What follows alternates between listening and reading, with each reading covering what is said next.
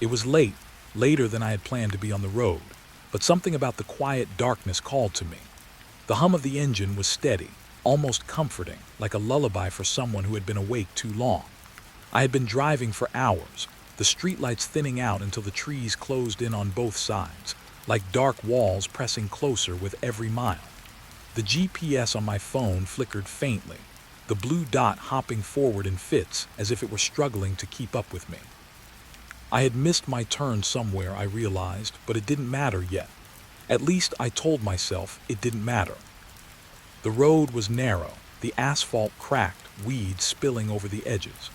Every few minutes, a gust of wind rattled the car, brushing against the windows with a soft, scratchy sound that made me pull the wheel a little tighter.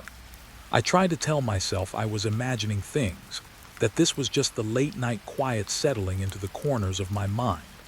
But when I glanced at the GPS, the little route line seemed to have changed. I hadn't driven far enough for it to reroute, and yet there it was, curving me toward a thinner, almost invisible road cutting through the forest. I hesitated. I should have stopped, turned back, maybe checked a map, but I felt drawn somehow. I couldn't explain why. The road looked almost forgotten, swallowed by trees that leaned inward like spectators at a silent theater. The headlights barely penetrated the gloom, and the shadows they threw twisted and stretched along the trunks, turning familiar shapes into something that felt alive. I followed the GPS. I think that's what people always say when they get lost. The GPS made me do it. My fingers gripped the wheel tighter with every mile. The road narrowed, then curved sharply, and I caught glimpses of something moving at the edge of my vision. A deer, maybe, or a branch swaying in the wind. My heart rate picked up slightly, not from fear exactly, but from a kind of alertness I hadn't felt in years. After what felt like forever, I saw the cabin. It was small, set back from the road, almost hidden by the trees. Its dark silhouette was broken only by the faint outline of a porch and the roof that sagged slightly in the middle. Nothing about it seemed welcoming. Nothing about it seemed safe. And yet, the GPS now insisted that this was my destination. The blue dot blinked at the edge of the property like it was waiting for me to arrive. I slowed, instinct and curiosity warring inside me. The tires crunched on gravel as I pulled onto the overgrown driveway. The air felt different here, heavier, as if the forest itself were holding its breath. I stepped on the brake and the car came to a soft stop, the headlights illuminating the cabin in brief, pale light. The windows were dark, opaque with dust, and I couldn't see inside. The door was closed, the porch creaking under its own weight, or maybe the wind, but I could have sworn it shivered when I looked at it. I sat there for a long moment listening. The forest seemed to breathe around me. I could hear the faint rustle of leaves, a distant snap of a branch, maybe a small animal moving about, though the sound was too deliberate, too calculated to be natural. My phone buzzed. The GPS was recalculating again. I glanced down. The route now twisted around the cabin, leading deeper into the woods. I frowned, my stomach twisting with unease. There was no road here. There shouldn't be. And yet the line on the screen insisted, again and again, that I should follow it. I didn't, not yet. I wanted to look at the cabin first, just for a moment. Something about it felt familiar, like a half-remembered dream. My hands shook as I reached for the car door handle. The metal was cold, almost icy, though the night air was mild. I opened it slowly, stepping onto the porch. The wood groaned under my weight. Every sound seemed magnified, echoing in the stillness. I ran a hand along the railing, the paint peeling and flacking, leaving black streaks on my fingers. The smell hit me then. Damp wood, earth, and something faintly metallic, almost like rusted blood. I moved to the door. My reflection in the grimy window was pale, tired, unshaven. I hesitated, my palm hovering over the doorknob. And then, as if noticing me for the first time, the forest seemed to exhale. A branch tapped against the window, soft but deliberate. I froze. The tapping repeated, a slow rhythm, almost like someone counting. I backed away slightly. The GPS buzzed again. This time it wasn't just recalculating. It was demanding. The route now led around the back of the cabin, where I hadn't noticed any path before. I felt my pulse in my throat. I tried to tell myself to leave, to get back into the car, but my legs felt heavier than they should have, as if the ground itself were holding me. And then I saw it, or maybe I imagined it, a light, a candle faint and flickering in one of the windows. Not inside the cabin, the window looked empty, just the pane of glass and the shadows of the interior. But the light danced as if something were moving just beyond the surface, something small, deliberate. My chest tight. I wanted to run. I wanted to scream. But my voice and my legs refused me. I felt trapped in the quiet dread that wrapped itself around the cabin like smoke. I don't know how long I stood there watching the light flicker. Minutes, hours, maybe seconds. Time felt wrong. When I finally turned back toward the car, the blue dot on the GPS had moved. It now pointed deeper into the forest, past the cabin, to a road that didn't exist. The GPS beeped softly, insistently, urging me to follow. I sat back in the driver's seat, hands trembling on the wheel. The engine hummed, low and steady, the only normal thing in this night that was otherwise entirely unreal. I glanced at the road. The way forward was dark, almost non-existent, but the GPS insisted. And for reasons I still can't explain, I turned the wheel and followed it. The trees closed in tighter. The headlights barely cut through the fog that had settled low, curling around the trunks and along the ground. The road twisted and curved in ways that made no sense. Every turn I took, I felt the cabin's presence behind me, like it was watching, waiting. I passed another broken sign, something I couldn't read, and the blue dot on the GPS blinked ahead, then paused, then blinked again, almost impatiently. And that's when I realized something. Every tree, every shadow, every faint flicker of movement seemed familiar, like I had been here before. Not just on this road, but at this exact time, on this exact night. I couldn't remember when, or why. All I knew was that I couldn't stop. The GPS, the cabin, the forest, it was all pulling me forward deeper into a place that felt like it shouldn't exist. And somewhere, faintly, in the whisper of the wind, I thought I heard a voice. My voice, saying my name. I swallowed hard, gripping the wheel tighter, and drove on. I didn't remember how long I had been driving before I found the cabin, or how long I had been staring at that flickering light in the window. Time had started to feel like something that could be bent, like a piece of metal being twisted until it lost its shape. But I remember the moment I finally forced myself to open the cabin door. The lock gave way with a soft, tired click. It wasn't loud, but it felt like a small surrender, like the cabin had been waiting for me to ask permission. The air inside was colder than the night outside. Not icy, but cold in a way that made your skin feel thin. The smell hit me again, damp wood, old smoke, and that faint metallic scent that made my stomach turn. The cabin was small but not empty. It felt lived in a way that didn't make sense. Dust covered the floor, but there were places where the dust was disturbed, like someone had walked through recently. A chair sat near the window, angled toward the door, as if someone had been watching for me. I took a step inside and the floorboards creaked under my weight. The sound echoed through the room, bouncing off the walls like a warning. I stood still for a moment, listening. The forest outside was quiet, too quiet. It was the kind of quiet that made you feel watched. The cabin had a single room with a small kitchen area and a table in the middle. On the table was a book. It was old, with a leather cover that had faded to a dull brown. The edges of the pages were yellowed, and the binding looked like it had been repaired more than once. I didn't know why, but I felt drawn to it, like it was the only thing in the room that mattered. I walked over slowly, my heart beating harder with each step, and sat down on the chair. The wood was cold under my skin. The book was heavier than it looked. I opened it and felt a strange chill run up my arm, like the air inside the cabin had shifted. The first page was blank, but the second page was filled with handwriting. I leaned closer, squinting at the words. The entries were dated. The oldest one I could read was from 1972. The handwriting was neat, almost careful, like someone had taken their time. The name next to it was simple, M. Harlow. Under the name was a short note. I came here to think. I stayed too long. The next entry was from 1981. Different handwriting, more rushed. The name was S. Bell. The note was short too, but the tone was different. The forest is quiet, too quiet. I flipped the page. The dates continued, one after another, each written by a different hand. Some were messy, some were elegant.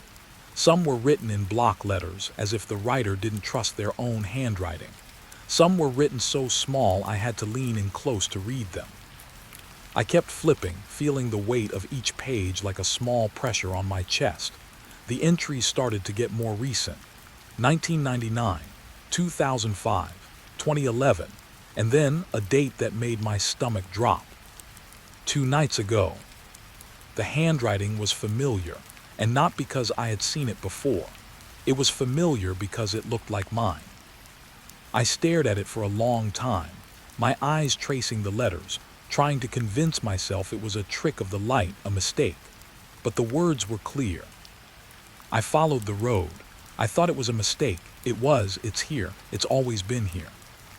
Under the note was my name, my full name, written exactly the way I would write it. And below that, the same strange symbol repeated at the end of every entry in the book. It looked like a small circle with a line through it, like a simple drawing of an eye. The line didn't go all the way through. It stopped halfway, as if the hand writing it had hesitated. My mouth went dry. I closed the book quickly, like I could shut the thought away with the cover. My hands were shaking, and I felt suddenly dizzy, as if the cabin itself were tilting. I opened the book again because I couldn't stop myself. I had to know if it was real. I had to know if my name was truly there. The entries after mine were even more recent. Yesterday, earlier today, names I didn't recognize, but each one had that same symbol at the end. Some of the notes were short, like mine. Others were longer, almost like confessions. One entry, dated earlier today, was written in a hand that looked like it belonged to someone much older. The letters were shaky, the ink blotting in places. The note read, "I didn't want to come back, but the road keeps calling. The cabin is patient, it waits. It doesn't mind how long it takes." The next entry was from someone who wrote in a very neat, almost childish handwriting. It read, "The cabin is a safe place. It keeps you warm, it keeps you quiet." I felt my chest tighten. I didn't want to read more, but I couldn't stop. It was like the book was pulling me deeper, page by page, into something I didn't understand. The dates kept moving forward, like time was being recorded in this cabin instead of in the world. I saw entries that were only hours old, written by hands that were clearly different, but all with the same symbol. I looked up suddenly, as if expecting someone to be standing in the doorway. The cabin was still empty. The chair was still angled toward the door. The window was dark. The forest outside was quiet, but the feeling of being watched was stronger now, like the air itself had eyes. I turned back to the book. The last page I could see was dated tomorrow. Tomorrow. I felt a cold wave move through me. I hadn't even realized that I had been holding my breath. The handwriting on the page was mine again. The letters were slow and careful, like I had taken my time. The note read, "If you are reading this, you are already here. Don't try to leave. It won't let you." The symbol was there again at the end, drawn with a steady hand. I stared at it for a long time, trying to make sense of it. I tried to tell myself that it was just a book, that it was just a weird coincidence. But the way my name was written, the way the entries seemed to know the exact moment I would arrive, it felt like the book had been waiting for me. I closed the guest book again, but this time I didn't shut it completely. I left it slightly open, like it was still breathing. I sat there, my back against the chair, staring at the cover as if it could answer me. The cabin was silent for a while, too silent. My mind tried to fill the space with normal thoughts, traffic, work, the next day, anything to keep from thinking about the guest book. But the thoughts kept slipping away, replaced by the feeling that the cabin was listening. I could hear the soft, slow creak of the floorboards, as if someone had shifted their weight somewhere behind me. I turned quickly, but there was no one there. Just the empty room, the table, the chair, the dusty air. I stood up, my legs feeling weak. I walked to the window and looked out into the forest. The trees were still. The fog was thicker now, curling between the trunks like a living thing. The light in the cabin window flickered again, though there was no light source inside that I could see. My phone buzzed in my pocket. I pulled it out with trembling fingers. The screen showed a notification, a new message. No number, no name, just a blank message with one line. Welcome back. I stared at it, my mind trying to make sense of the words. My heart pounded in my chest. The cabin felt like it was pressing in around me, tightening like a grip. I wanted to leave. I wanted to run. But the guest book sat on the table, waiting. I realized then that I didn't know what I was supposed to do next. I didn't know how to get out. I didn't know if I could get out. And I realized something else. The cabin wasn't just a place. It was a record. And it was recording me. I stayed awake that night longer than I should have. I tried to tell myself I was just tired, that the stress of the drive had finally caught up with me. But I knew, deep down, that something had changed the moment I stepped inside that cabin. I kept thinking about the guest book, about my name, about the way it had been written like it had been waiting. I couldn't stop thinking about the symbol, the little eye-like shape that kept appearing at the end of every entry. It felt like a warning or a signature, like something was marking each person who came here. I tried to sleep, but the cabin made it difficult. The air was heavy, and the darkness felt too thick. Every sound was louder than it should have been. The wind outside made the trees whisper, and the branches scratched against the walls like fingernails. I kept the guest book on the table, open to the page with my name. It felt wrong, leaving it closed, like closing it would lock something inside. I stared at the page until my eyes hurt. The words blurred together, and I had to blink to focus again. When I finally drifted off, I didn't fall into a deep sleep. It was more like a light, half-awake state where you can still hear everything around you. I remember dreaming, but I can't remember what the dream was about. All I remember is the feeling of being watched, even in sleep. At some point, I woke up. I didn't know how long I had been asleep. The cabin was still dark, but not completely. There was a faint glow coming from the window, like the moon had moved behind a thin layer of clouds. The air felt colder now. My breath came out in small, visible puffs, even though I hadn't noticed the temperature drop. I sat up slowly, my body heavy and aching. I looked around the room, trying to find something familiar. The table was still there. The chair, the guest book, everything looked the same. But then I heard it. A soft sound like someone whispering. It was faint, almost too quiet to be real. I froze, my heart pounding so hard it felt like it would burst out of my chest. I listened carefully, trying to tell if it was coming from outside or inside. The whispering seemed to come from inside the walls. At first I thought it was just the wind. The way it moved through the trees could make strange noises, but this was different. This wasn't the random sound of branches. It was words, names I realized, softly spoken, one after another. I couldn't make out most of them, but one name stood out, clear as a bell. My name. It was spoken slowly, like someone was tasting the letters before saying them. The whisper felt close, like it was right behind the wall next to my head. I swallowed hard.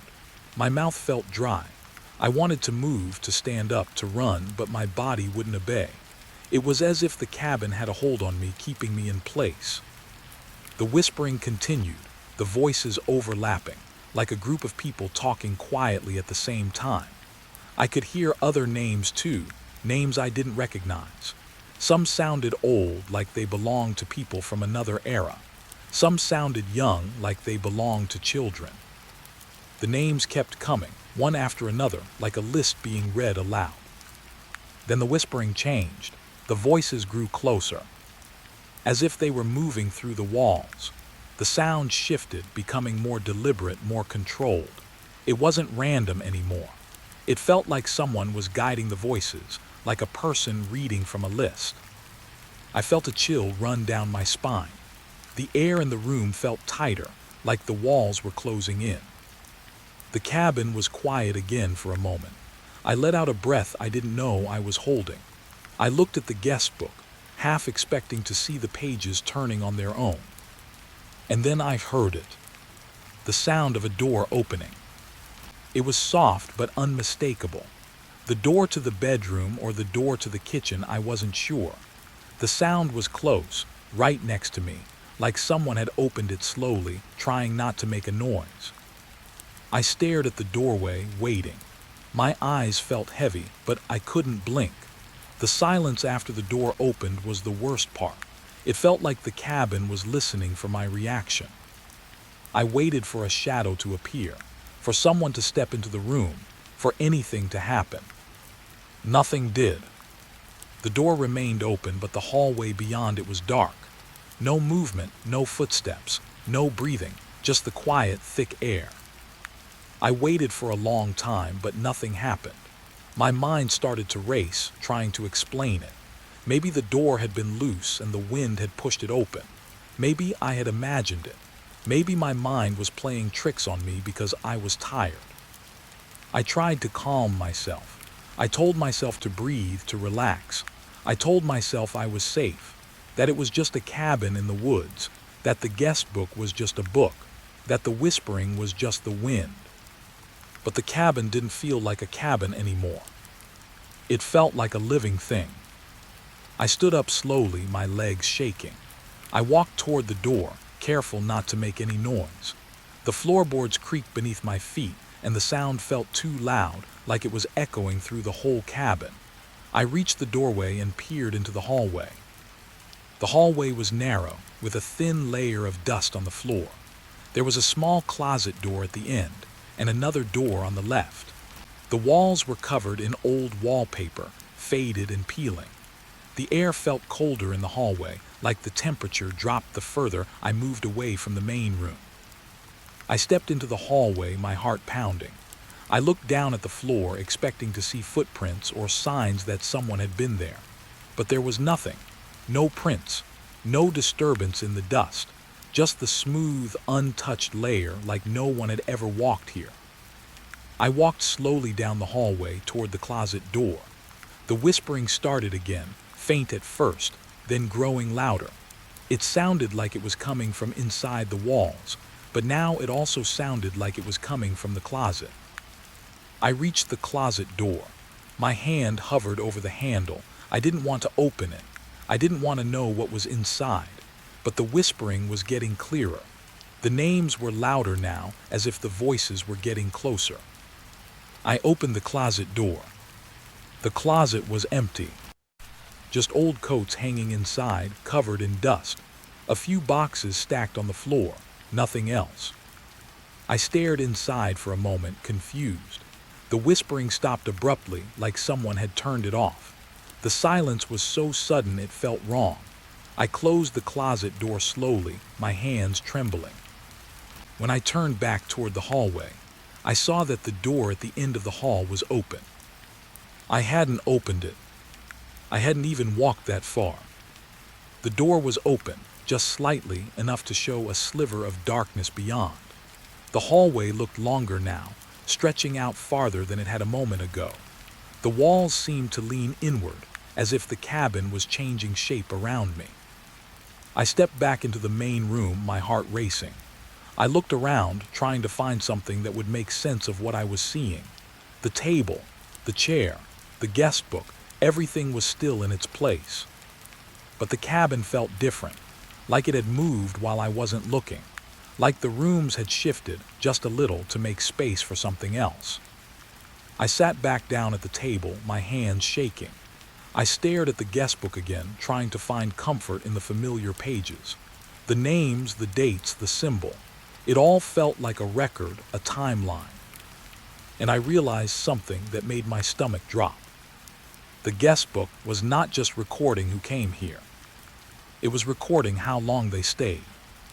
The whispering voices had been reading the names like a list, like a roll call, like the cabin was counting. I didn't know what it was counting, but I knew it was counting me. I sat there in the quiet, listening to the cabin breathe. The whispering had stopped. The doors were still. The air was still. But the feeling of being watched was stronger than ever. I didn't know how to leave. I didn't know if I could leave, and I didn't know if the cabin would let me go. All I knew was that the walls were listening, and they were whispering my name. I didn't sleep again, not really. I drifted in and out like someone half awake in a room that feels too cold. The guest book was still open on the table, my name staring back at me like a warning. The cabin was quiet, but the silence had weight. It pressed down on my shoulders, making it hard to breathe. I tried to tell myself that if I stayed calm, if I stayed still, the cabin would leave me alone. But the truth was, I felt trapped. The air felt heavier, like the room was slowly filling with water.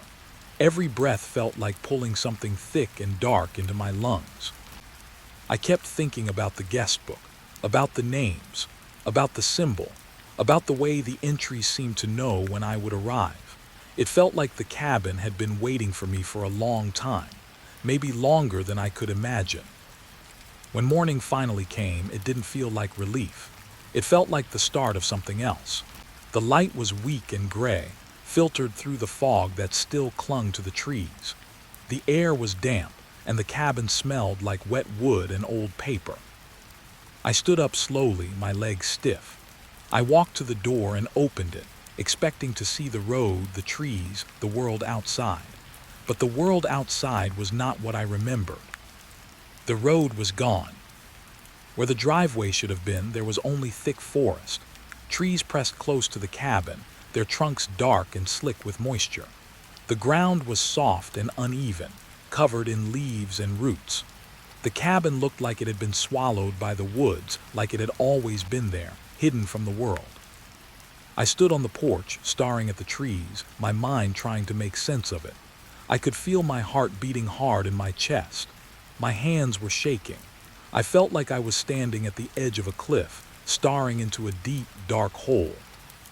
I went back inside and shut the door. The sound of the latch closing was louder than it should have been. It echoed through the room like a final seal. I looked at the guest book again. The pages were still open to my entry. My name was there, clear and sharp. The symbol was there too, like a stamp. I didn't want to look, but I couldn't stop myself. I flipped the page. There was a new entry. The date was tomorrow. My handwriting. My name. But I didn't write it. The words were simple, calm, almost gentle, like someone was speaking to me in a quiet voice trying to soothe me. You think you can leave? You can't, not yet. The symbol was there at the end, drawn with the same careful hand. It looked like it had been written slowly, with intention. My stomach twisted. I felt sick. I read the entry again, as if reading it more carefully would change something. But the words stayed the same. The date stayed the same. Tomorrow. I closed the book quickly, my hands trembling. I pressed my palm against my forehead, trying to push the panic down. I tried to breathe. I tried to think. The cabin was quiet. The air was still. But I could feel the presence of something watching me, waiting for me to react. I sat down at the table, my back against the chair, and stared at the guest book. I didn't want to open it again. I didn't want to see what else was there, but I couldn't stop thinking about the new entry. It was like the book was writing itself. Like the cabin was predicting my future. I kept thinking about the road, the way the GPS had rerouted me, the way the cabin had appeared like it was waiting, the way the forest had closed in around the house. I tried to tell myself it was all a trick. Maybe the fog had shifted overnight. Maybe the road was still there, just hidden. Maybe I just couldn't see it because I was too tired. I walked to the window and looked outside again. The trees were thick and the fog was heavy. I couldn't see very far, but I could see the ground. I could see the roots. I could see the leaves. No road, no driveway, nothing but forest. I felt a cold fear settle into my bones. It wasn't the kind of fear that makes you want to run. It was the kind of fear that makes you feel small. Like the world has changed, and you are the only one who notices. I sat back down at the table and tried to think. I tried to remember the last time I had been somewhere like this. I tried to remember if I had ever heard of a place like this. A cabin that appears out of nowhere. A guest book that writes itself. A road that vanishes. I couldn't remember. It felt like a memory that had been pushed deep down, like something I had seen once and then tried to forget. I picked up the guest book again, my hands shaking. I opened it to the last page I had read. My entry, my name, the date. I stared at the symbol, the little eye-like shape. I tried to make sense of it. I tried to think of anything that looked like it. A sign, a mark, a brand. Then I noticed something I hadn't seen before. The symbol wasn't just drawn at the end of each entry. It was pressed into the paper, like it had been stamped, like it had been burned. I ran my fingers over it, careful not to tear the page. The paper was rough, slightly raised where the symbol was. It felt like the mark had been pressed into the book with something sharp.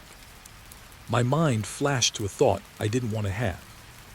What if the symbol wasn't a signature? What if it was a brand? I closed the book again, but my mind kept racing. I tried to calm myself, to focus on something normal. I tried to think about food, about water, about what I would do if I stayed here. But the thought of staying here made my skin crawl. I needed to leave. I needed to find the road. I needed to get out of the forest. I stood up and walked to the door. I opened it slowly, my hands shaking. I stepped onto the porch and looked around. The forest was still there, the fog still thick, the trees still closed, no road. But then I noticed something. A path. Not a road, not a driveway. A narrow path, barely visible, covered in leaves and roots. It led away from the cabin, deeper into the forest. It looked like it had been used recently, like someone had walked on it not long ago. I stared at it, my heart pounding. I didn't know if I should follow it. I didn't know if it would lead me out or deeper in. I didn't know if it was a trick. But the cabin had already taken away the road. It had already changed the world outside. I didn't have many options. I stepped onto the path. The ground was soft and my shoes sank slightly with each step. The trees leaned in, their branches brushing against my shoulders like cold fingers. The fog clung to my skin, making me feel damp and heavy. The path twisted and turned, and I felt the cabin behind me, like a presence I couldn't escape. As I walked, I thought about the guest book, about the new entry, about tomorrow, about the fact that the cabin seemed to know what I was going to do before I did it. I tried to ignore the thought, but it kept returning. What if the guest book wasn't predicting the future? What if it was making the future happen? The path continued and the forest grew darker. The trees seemed to close in tighter. The air felt colder. I kept walking, but my steps felt slow, like I was moving through thick water. I didn't know how far I walked. I didn't know how long I walked. The world around me felt like a dream, like something that wasn't quite real. And then in the distance, I saw something. A faint glow. Like a light. Like a window. Like another cabin. The sheriff's station looked smaller than I remembered. I know that sounds strange, but it's true.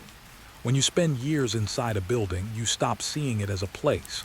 You see it as a job, a routine, a set of rooms you walk through every day without thinking.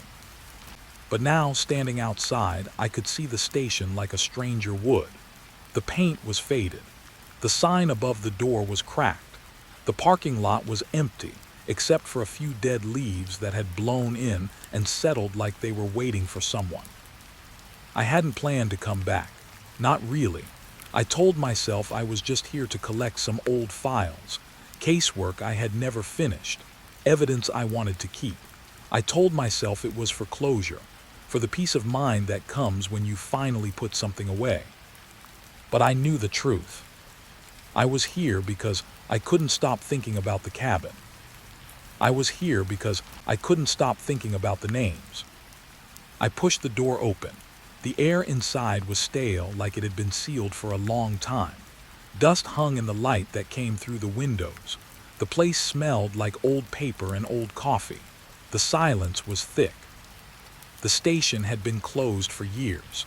The county had built a new one farther down the road. Most of the evidence had been moved. Most of the files had been archived. The old building had been locked up, sealed, forgotten. But I had a key. I had always kept one. It was something I couldn't explain. A habit, a comfort, a reminder that I still belonged to this place, even if the building no longer belonged to me. I walked through the lobby, past the old front desk and into the hall. The lights flickered once, then steadied. I heard my footsteps echo. It felt like the building was breathing slowly, like a sleeping animal. The evidence room was at the end of the hall. I knew it by memory. I had been in that room hundreds of times. The smell of metal and plastic, the rows of shelves, the cold, controlled air, the sense that everything in that room had a story and none of those stories were finished. I reached the door and paused. The lock was supposed to be sealed. The evidence room had been secured the day the station closed.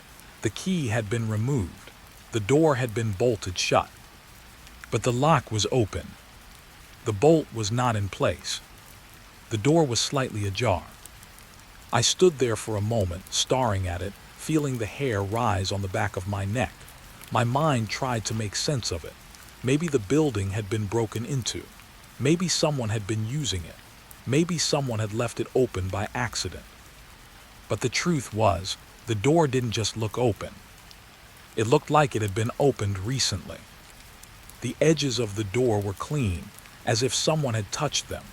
The lock mechanism looked like it had been turned. I pushed the door open slowly. The evidence room was dark. The air inside was colder than the hallway. The smell was sharper, like chemicals. I stepped inside, my shoes making a soft sound on the floor. The shelves were still there, lined with boxes and bags, each labeled with a case number and a date. The fluorescent lights above flickered once, then turned on, casting a weak, sickly glow over everything. I walked deeper into the room, my eyes scanning the shelves. Most of the evidence had been moved years ago, but some of it had been left behind. Old cases, old bodies, old crimes that no one cared about anymore. I reached the row where the most recent cases were kept. The labels were faded, but I could still read them. Assault, burglary, missing person, homicide. Then I saw it. The locker. The evidence locker. It was supposed to be locked. It was supposed to be sealed.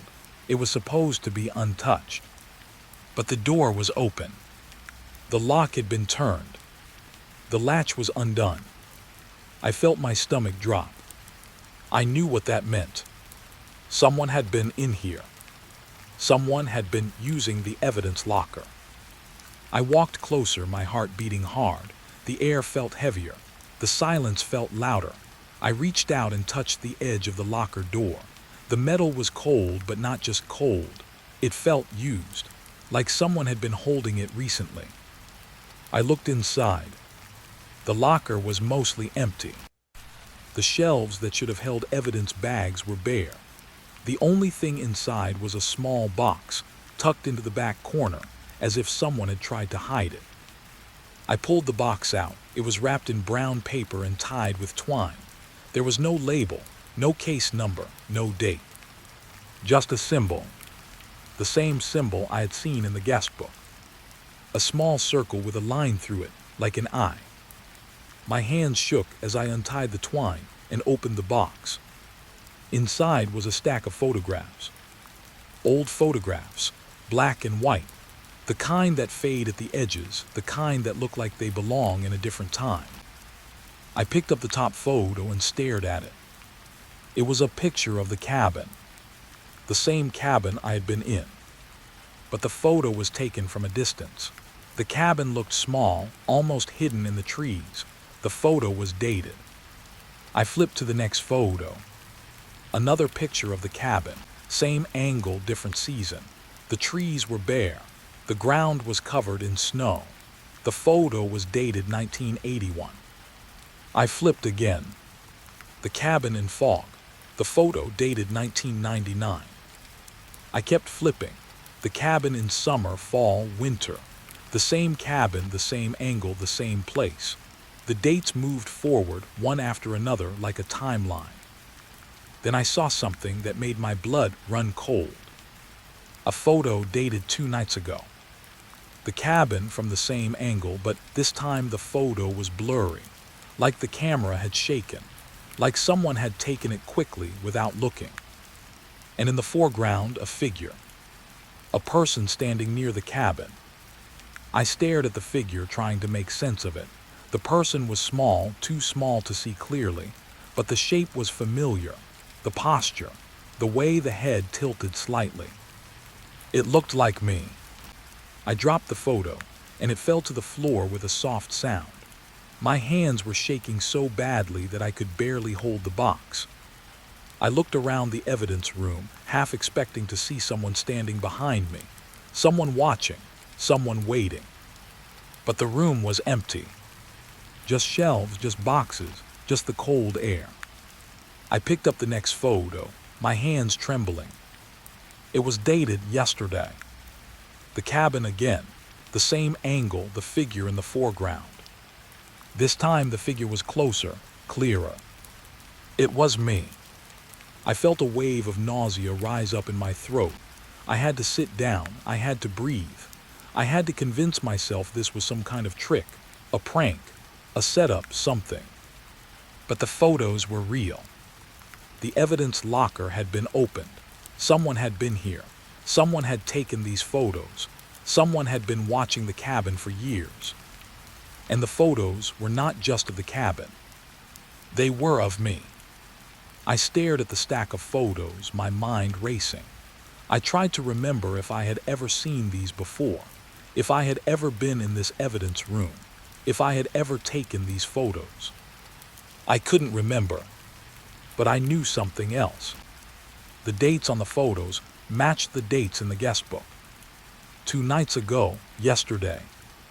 The same timeline, the same pattern. I felt a cold fear settle into my bones. It wasn't the kind of fear that makes you want to run. It was the kind of fear that makes you feel like you are already trapped. I looked down at the box again. The symbol on the paper stared up at me like an eye. And I realized something I didn't want to admit. The cabin wasn't just a place. It was a case that had been opened long before I arrived. And someone was still working on it. Someone was still watching. Someone was still writing. I stood up slowly, the box still in my hands. I felt the weight of the photos, the weight of the evidence, the weight of the truth pressing down on me. I looked at the evidence locker one last time. Then I turned and walked out of the room. The station was quiet again. The air was still. The silence felt like a wall. I walked down the hallway, my footsteps echoing. I passed the old front desk, the empty lobby, the dusty windows. I reached the door and stepped outside. The world felt different. The air felt colder. The sky looked darker, even though it was daytime. I stood there for a moment, staring at the station, feeling the weight of what I had found. And I realized, with a sinking feeling, that the evidence locker wasn't the only thing that had been opened. Something else had been opened too. Something inside me. I didn't leave the station right away. I couldn't. Not after what I had found in the evidence locker. The photos, the dates, the symbol. The way the cabin seemed to be a record of time, like a file that kept getting updated. It felt like a case I had never finished. I walked back into the evidence room and set the box of photographs on the table. I didn't want to touch them again, but I needed to see if there was anything else in the locker, something that might explain what I was looking at. I looked at the shelves again, scanning the labels. Most of the cases were old, forgotten, the kind of crimes that only get a mention when someone is cleaning out the archives. But one case caught my eye. The label was faded, but I could still read it. Missing couple, cabin, forest. The date on the label was 1999. I felt my stomach twist. I had never worked that case. I remembered it vaguely, like a story someone told you once and you never forgot the feeling it gave you. But I couldn't remember the details. I couldn't remember why it mattered. I pulled the file from the shelf and carried it to the table. The folder was thick, heavy with paper. The top of it was stamped with the same symbol I had seen in the guest book and on the box. I opened the folder slowly. The first page was the case report. The couple's names were at the top. I read them and felt my heart stop. The names were familiar, not because I knew the people, because I had heard them before. I had heard them in a dream, or maybe in a memory that wasn't mine. The report described a young couple who had gone missing near a cabin in the woods. They had been on a road trip, trying to get away from the city. They had stopped at a small, forgotten cabin to rest. They had never been seen again. The report said the search had found nothing. No bodies, no signs of struggle, no evidence at all. The only thing they found was a guest book inside the cabin with entries dating back decades. I stared at the page, my mind trying to process it. The guest book, the cabin, the symbol, the dates, the names. It all matched. But I didn't remember this case.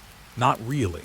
I remembered the feeling of it, the sense of something wrong, the sense that someone had disappeared into the woods and never come back. I kept reading. The next page was a list of interviews, witness statements, the kind of paperwork that fills a file when a case goes cold. I scanned the pages, looking for anything that stood out. One interview was with a man who had seen the couple near the cabin. He said they looked tired but happy. He said they had been laughing, like they were excited about something. He said they had waved at him and then walked toward the cabin. The man's statement was normal, but the way he described it felt strange, like he was describing a scene he had seen before in a dream. The next interview was with a woman who lived in a town near the forest. She said she had heard voices in the woods at night. She said the voices sounded like people calling out names. She said she had heard her own name. I felt my skin go cold. The voices, the names, the whispering. It wasn't just in the cabin. It was in the forest too. I kept reading. The report mentioned that the couple's last known location was a road that seemed to vanish. The GPS had led them to a dead end, and then the road had disappeared. The search teams had found no road at all in that area. I stared at the page, my mind racing. I remembered the road, the way it had twisted and turned, the way it had felt like it was guiding me, the way it had led me to the cabin. The case report described the same thing. The road that vanished. I flipped through the pages looking for anything that might explain the symbol, the little eye shape, the line through it, the mark that appeared on every entry in the guest book. There was a page in the file that I hadn't expected to see, a sketch, a drawing. It looked like a rough map of the area around the cabin, the trees, the road, the cabin, but the map was strange. The lines didn't match the real world. The distances were wrong. The shapes were off. And in the corner of the map was the symbol. The same symbol. The map looked like it had been drawn by someone who had been inside the woods for a long time. Someone who had lost track of time. Someone who had forgotten what the world looked like outside the trees. I felt a wave of nausea. I had to put the file down. I had to sit. My legs felt weak. I leaned back in the chair, my hands on the table, and tried to breathe. I tried to tell myself that this was just a case, that it was just a file, that it was just old paperwork, that the cabin was just a place. But the details were too familiar. The couple's names, the road, the guest book, the symbol. It was like the case was a memory I couldn't fully access. I looked down at the file again, and my eyes landed on something that made my blood run cold. A photograph. It was tucked between the pages as if someone had placed it there carefully. The photo was old, faded, and slightly torn. It showed the couple standing in front of the cabin. They were smiling. They looked happy. They looked like they were on the edge of a new life. And behind them, in the trees, there was a figure. A person standing just out of focus. The figure was watching them. I stared at the photo, trying to make out the face, but the figure was blurred, like the camera couldn't focus on it, like the person was not fully there. I felt my hands start to shake. I couldn't look away, but I couldn't keep looking either. I turned the photo over. There was a date written on the back, in a hand that was not mine, but somehow felt familiar. The date was yesterday. I dropped the photo, and it fell to the floor with a soft sound. My mind felt like it was splitting in two. One part of me was screaming, telling me to run. The other part was calm, almost detached, like it was watching from far away, like it had seen this before. I picked the photo up again slowly and looked at it once more. The couple, the cabin, the figure in the trees. And then I saw something I hadn't noticed before. The figure was holding something. A guest book. The same guest book. The same symbol. The same timeline. I felt a cold dread settle into my bones. I realized then that the case was not just about a missing couple. It was about the cabin. It was about the guest book. It was about the symbol. And it was about time. The file was telling me something. It was telling me that this wasn't the first time the cabin had taken people. It was telling me that it would not be the last. And it was telling me that I was somehow already part of the story. I stood up slowly, my hands trembling. I closed the file and placed it back in the folder. I stared at the evidence room, the shelves, the empty locker, the cold air. I felt like I was being watched. I felt like the building itself was listening. I turned and walked out of the evidence room, my footsteps echoing in the silent station. As I walked down the hallway, I could feel the weight of the case on my shoulders. The missing couple, the road that vanished, the cabin that appeared out of nowhere. I reached the front door and stepped outside. The air was cold, the sky was gray, the world felt normal again. But I knew it was, because I could still hear the whispering, and I could still feel the cabin calling my name. I didn't expect to go back to the station after that. I told myself I had seen enough. I told myself the case file had been enough proof that something was wrong. I told myself I should leave it alone, let the old building stay closed, let the past stay buried. But I couldn't. I kept thinking about the couple in the file. I kept thinking about the cabin, the guest book, the symbol, the dates, the photos, the way the timeline kept moving forward like it was alive. I went back to the station the next night when the world was quiet and the roads were empty. I told myself it was for a final look, a final check. I told myself I was going to close the file and put it away. I told myself I was going to leave. I drove to the station and parked in the empty lot. The building looked the same as it had the day before, but the darkness made it feel more sinister. The windows were like dark eyes watching me. The air was cold, and my breath made small clouds in front of my face. I unlocked the door and went inside. The station smelled like dust and old paper. The lights flickered once, then steadied. The silence was thick, like a blanket pulled tight over everything. I went straight to the evidence room. The door was open again, like it had been waiting for me. I stepped inside and felt the cold air hit my face. The shelves were still there. The locker was still open. The box of photographs was still on the table. I sat down and opened the file again. I needed to see the details one more time. I needed to make sense of it. I needed to understand why the case felt so familiar, like a dream I couldn't fully remember. The report was the same: the missing couple, the cabin, the road that vanished, the guest book, the symbol, the timeline. I read the case notes slowly, trying to absorb every detail. The names of the couple, the dates, the statements, the search efforts, the part about the voices in the forest. The radio in the station crackled. It was faint at first, like a distant sound. Then it got louder, as if someone had turned it up.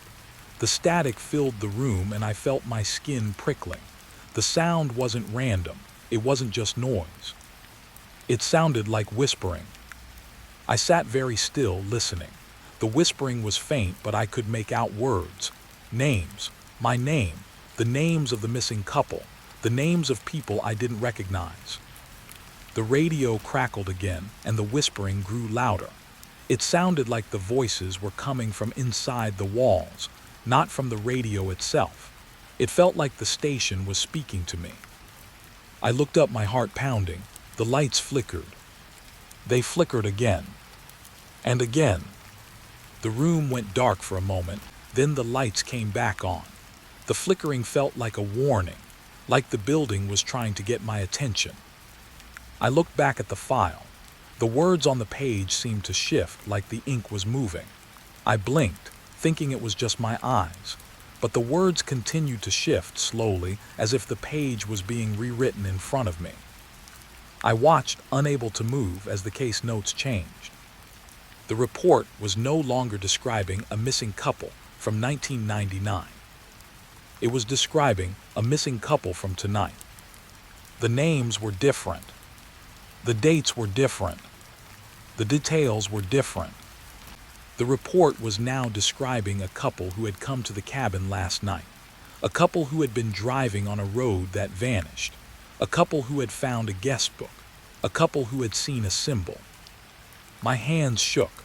I closed the file quickly, but the image of the words changing stayed in my mind.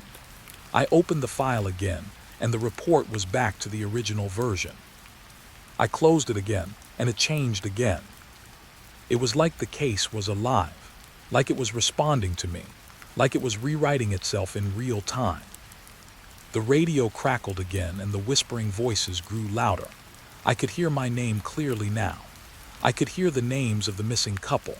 I could hear the word cabin repeated over and over like a chant. I felt a cold sweat break out on my skin. I looked around the room, half expecting to see someone standing behind me, but there was no one, just shelves, just boxes, just the cold air.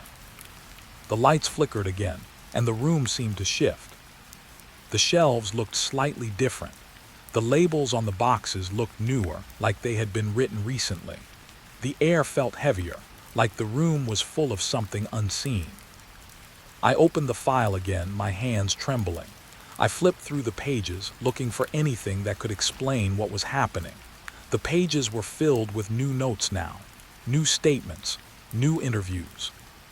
One interview caught my eye. It was with a man who had seen the couple near the cabin. The statement was written in the same style as the original file, but the details were different. The man described a couple who looked tired but happy. They were laughing. They were excited. They waved at him and walked toward the cabin. That part was the same. But the man also said something else. He said the couple had been arguing. He said the woman had been crying. He said the man had been whispering to himself, like he was trying to remember something. I felt my stomach twist. The details felt too familiar, like I had lived them. I flipped to the next page. Another interview, another statement, another set of details. The voices on the radio grew louder, and I realized with a shock that the whispering was not just names. It was the case. It was the story. It was the timeline. The radio was reading the case aloud. I could hear the words in the whispering, as if the radio was narrating the file in a voice too soft to be real. The lights flickered again, and the room went dark for a moment. When the lights came back on, the file had changed again. This time, the report described me. It described my drive to the cabin. It described the road that vanished. It described the guest book. It described the symbol. It described the way I had felt when I found my name in the book. The report described the way I had come back to the station. It described the way I was sitting in the evidence room right now. I felt my throat tighten. I couldn't breathe. My hands were shaking so badly I could barely hold the file. The radio crackled louder, and the whispering voices became clearer. I could hear my own voice, as if someone was reading my thoughts out loud. I closed the file and pushed it away from me. I stood up, my legs shaking. I backed away from the table, my eyes scanning the room. The shelves looked the same, but the air felt different. The room felt smaller, like the walls were closing in. The lights flickered again, and I saw something in the corner of the room. A shadow. Not a person, not a shape, just a dark patch like a stain on the wall, but it moved, slowly, like it was shifting its weight. I stared at it, my heart pounding. I tried to tell myself it was just my imagination, but the shadow moved again, and I felt a cold dread settle into my bones. The radio crackled one last time, and the whispering voices spoke in a way that made my skin crawl. They said my name, and then they said something else. They said, "You're next." The lights flickered one final time, and the room went dark. The radio went silent. The station was quiet, but I could still hear the whispering. Not from the radio, from the walls, from the floor, from inside me. I stood there in the dark, listening, and I realized the case was not just repeating itself. It was catching up. I found the drawer by accident, or maybe I didn't. I'm not sure anymore what counts as accident in that station. Everything felt too planned, too quiet, like the building had been waiting for me to notice something. I was still standing in the dark evidence room, the radio silent, the air heavy and cold. My heart was still racing from the whispering, from the way the case file had changed itself in front of me. I could feel my skin prickling, like someone was watching me from just outside the reach of the light. I stepped toward the table slowly, as if moving too fast would make the room collapse. I picked up the file and held it close, like it could protect me from whatever was happening. The lights flickered again, but this time they didn't go out. They just dimmed, like the station was breathing in and out. The shadows grew longer, stretching across the room like fingers. I looked at the table again, and I noticed something I hadn't seen before. A drawer. It was built into the table, hidden under the surface like a secret compartment. The drawer had a small label on it. The label was faded, but the letters were still clear. My name. It was written in block letters, the same style as the old case files. It looked like something I would have written myself, back when I still believed I could solve everything. I stood there staring at the label, my stomach twisting. My name on a drawer in a sealed sheriff's station. It didn't make sense. It shouldn't be possible. But there it was. I reached for the drawer slowly, my fingers trembling. I felt like I was about to open something that had been waiting a long time to be opened. The handle was cold. I pulled it out. The drawer slid open with a soft, almost polite sound. It wasn't creaking. It wasn't groaning. It was like the drawer was trying not to wake anyone. Inside, there was a single envelope. A plain, old envelope, yellowed with age. The paper was thick, like the kind you used for official letters. The envelope was sealed with a wax stamp. I didn't recognize the stamp. It wasn't a symbol from the case file. It wasn't the symbol from the guest book. It was something else. Something that looked like a circle with a line through it, like a letter that had been cut in half. I held the envelope in my hands, feeling its weight. My fingers were cold, and I could feel the tremble in them. I didn't want to open it. I wanted to throw it away. I wanted to run out of the station and never come back. But I couldn't. The drawer had my name on it. The envelope was addressed to me. It felt like a message from someone who knew me, someone who had been watching me for a long time. I slid my finger under the flap and broke the seal. The wax crumbled. The paper inside smelled faintly of smoke, like it had been kept near a fire. I unfolded the letter slowly, careful not to tear it. The handwriting was neat. It was the kind of handwriting you would expect from someone who wrote letters for a living. The letters were precise, almost too perfect. But the words made my stomach drop. The letter began like this: "Don't go back to the cabin." I read it twice, as if the sentence would change if I looked at it long enough, but it stayed the same. "Don't go back to the cabin." I read the next line. "You already did." My mouth went dry. I stared at the page, unable to understand how this letter could exist. How could someone be writing to me about something I had already done? How could someone know what I had seen? I read on. "I know you think you are in control. You think you can leave. You think you can solve it. You think you can make it stop." I felt my chest tighten. The words felt like they were pressing on me, like someone had put a hand on my chest and was slowly pushing down. The letter continued. "But you are not in control. You never were." I swallowed hard. My throat felt tight, like I was trying to swallow a stone. The letter went on. "The cabin is not a place. It is a path, and the path does not end." My mind tried to make sense of it. A path, not a place. The road that vanished, the guest book, the symbol, the way the case kept repeating. It all started to feel like a trap. A trap that had been set long before I ever arrived. The letter continued. "Every time you think you are leaving, you are only moving deeper." I read the next line, and my hands began to shake. "You will go back." The words felt like a prediction, like something that had already happened, and I was only now being told about it. The letter went on, and the handwriting didn't change. It stayed neat, precise, calm. The tone was almost gentle, like someone was trying to comfort me. But the words were anything but comforting. "I tried to warn you, I tried to stop you, but the station keeps bringing you back. The evidence room keeps calling you. The file keeps rewriting itself." I looked up from the letter, my eyes scanning the room. The station was silent. The shadows were still there. The air was still cold. I felt like the building was listening. The letter continued. "I am sorry." My stomach twisted. I didn't know who I was. I didn't know who had written this letter, but the apology felt real. It felt like someone who had tried to stop something and failed. The letter continued. "If you are reading this, then you have already opened the drawer.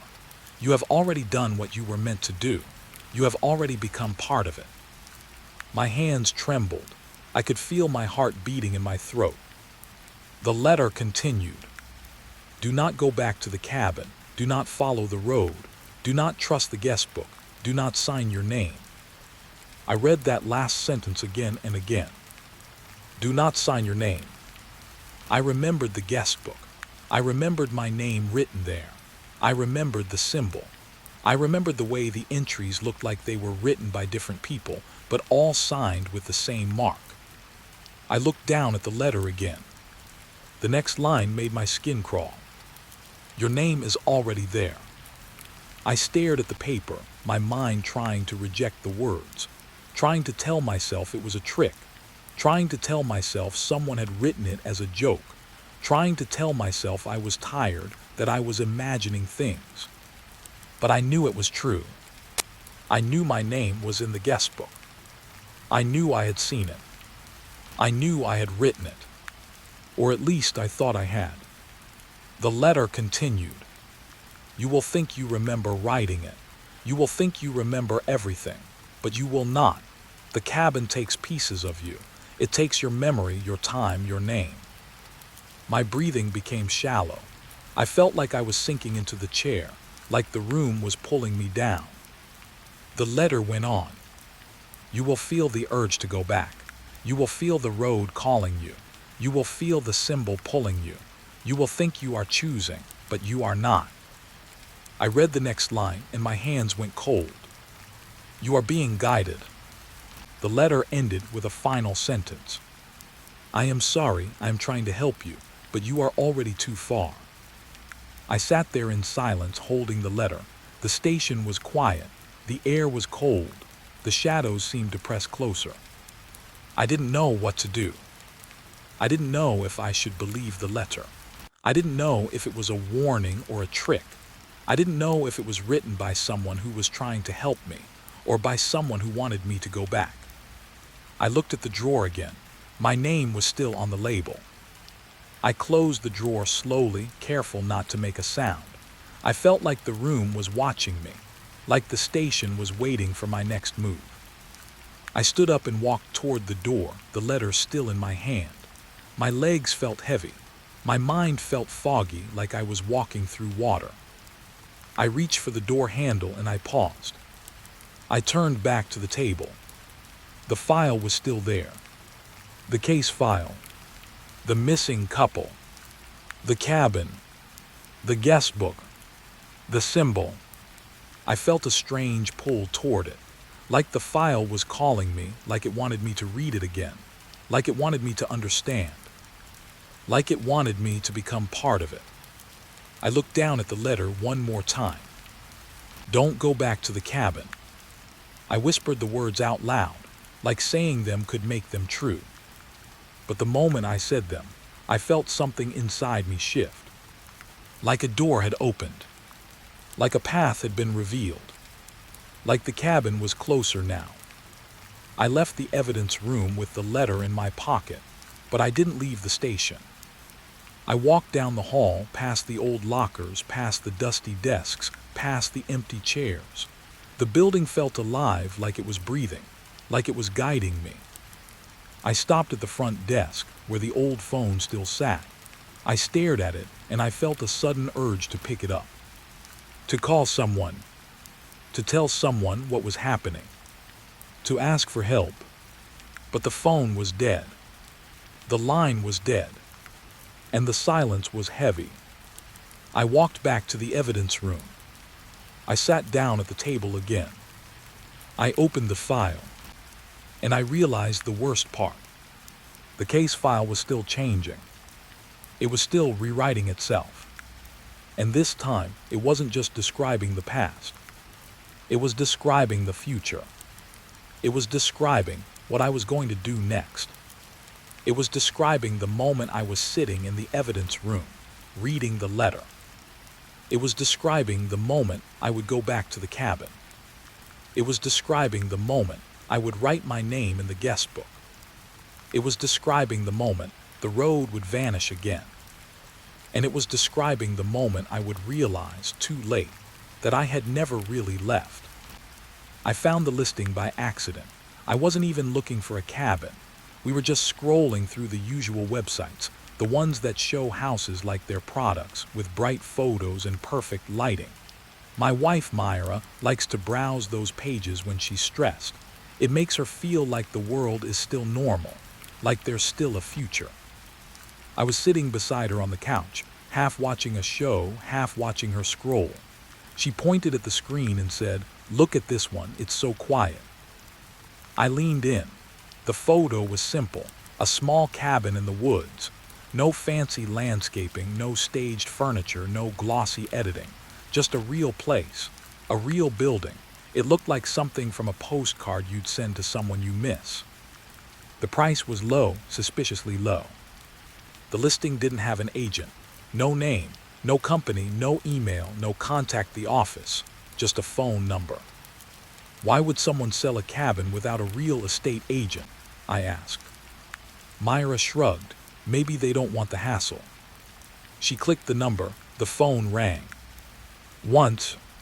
Then it stopped. No voicemail, no message, just silence. She frowned and tried again. Once. Silence. Maybe it's a wrong number, I said. She tried a third time. Same result. Once. Silence. We both looked at each other and she laughed, a small nervous laugh. That's weird. I said, maybe it's one of those numbers where the owner wants you to call, but they only pick up at certain times. Myra nodded. Maybe, or maybe it's a prank. We didn't think much of it. We went to bed that night like it was nothing. The world was still normal. The cabin was just a picture on a screen. But the next day, Myra kept thinking about it. She kept going back to the listing as if the cabin was calling her. Maybe we should call again, she said. I tried to act casual, but my stomach tightened. If you want. She dialed the number and I watched the screen. I watched the phone ring. Once. Silence. Myra stared at the phone like it had offended her. Then she put it down and said, "That's not normal. Who does that?" I tried to laugh. Maybe the owner is shy. Myra shook her head. No, it feels like they want you to call, like they're waiting. I didn't say anything. I didn't want to admit the same feeling was in my chest. That night we talked about it again. We talked about the cabin. We talked about the price. We talked about how quiet it looked, how peaceful, how it felt like a place you could escape to. Myra said, "What if it's not even for sale? What if someone is trying to get people to call?" I stared at her. Call for what? She shrugged. Maybe they want to talk. Maybe they want to tell you something. I felt a chill run down my spine, and I told myself it was just my imagination. But I couldn't shake the feeling that the cabin was more than a listing. The next morning I went to work, but I couldn't stop thinking about it. The number, the silence, the way the phone rang only once. At lunch, I pulled up the listing again. I wanted to see if the listing was still there, if the number was still the same. It was. The photos were the same. The description was the same. The price was the same. But there was something new. A line of text that hadn't been there before. It said, "Call after midnight." I stared at the words, my heart pounding. I looked around the cafeteria like someone might be watching me, like someone might be reading over my shoulder. I showed Myra the message later that night. She looked at it and said, "That's creepy." I nodded. It's like someone is giving us instructions. Myra swallowed hard. "Do you want to call?" I didn't answer right away. I felt a strange pull, like the cabin was tugging at my thoughts, like it was trying to make me do something. I looked at Myra. She looked at me. Her eyes were wide and her breathing was shallow. "I don't know," she whispered. I felt my own voice come out without my permission. "We should go see it." Myra stared at me surprised. "What?" I shook my head. "Not call, go see it. If the listing is real, we can just drive out there and look. We don't need the owner to talk to us." Myra hesitated, then nodded slowly. "Okay, but only if we don't go alone. We can bring someone." We didn't tell anyone. We didn't want to make it a big deal. We didn't want anyone to think we were crazy, so we decided to go alone. We left the house late at night, just after midnight like the listing asked. The road out of the city was quiet. The air was cold. The sky was clear, full of stars. I drove slower than usual, even though the road was empty. I kept thinking about the number, the way it rang once and stopped, the way the message said to call after midnight. It felt like the cabin was waiting for us. We drove for almost an hour. The city lights faded behind us. The road became narrower, the trees closer. The world felt like it was shrinking. Myra sat beside me, staring out the window. Her face was pale in the dim light. She didn't say much. She didn't need to. The silence between us was enough. After a while, the road turned into a dirt path. The GPS on my phone started to act strange. The signal flickered. The map showed the road, but the lines looked like they were shifting.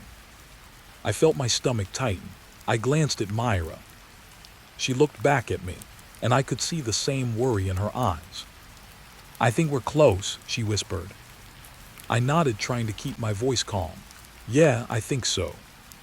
The path turned again, and then we saw it. The cabin. It was smaller than the photo. It looked older. The wood was dark, like it had been stained by rain. The windows were dark, like eyes that didn't want to be seen. There was no porch light, no welcome sign, no path, just the cabin standing alone in the woods. I parked the car and the engine sounded too loud in the quiet. The air was still. The trees were still. Even the night seemed to be holding its breath. Myra reached for my hand.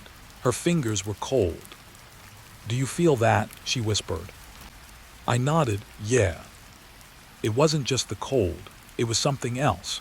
Something like the air was heavier here, like the world was slightly wrong. We got out of the car. The ground was soft beneath our feet, like the earth was tired. The smell of pine was strong, the smell of wet wood. We walked toward the cabin, and I felt my heart beating in my chest. Every step felt like a decision. Every step felt like we were moving deeper into something. When we reached the door, I noticed something strange. There was no lock, no handle, just a small keyhole, like the door was waiting for a key. I looked at Myra. She looked back at me, her face pale. "What if the owner is inside?" she whispered. I swallowed. Maybe no one is inside. We stood there in the quiet, staring at the door. The woods around us seemed to press in closer. The darkness felt thick, like a curtain. Then Myra spoke, her voice barely above a whisper. "Call the number." My skin went cold. I hadn't thought of that. The listing, the number, the message. I took out my phone, hands shaking. I opened the call screen. I stared at the number. Once, twice, 3 times. My thumb hovered over the call button. I looked at Myra. She nodded slowly, like she was giving me permission. I pressed call. The phone rang. Once, then the line went silent. But this time, there was no silence in the air. There was something else. A sound. A soft sound. Like someone breathing. Like someone standing just behind the door. I felt my breath catch in my throat. The phone screen went black. The call ended. Myra grabbed my arm, her grip tight. "What was that?" she whispered. I didn't answer, because I heard it too.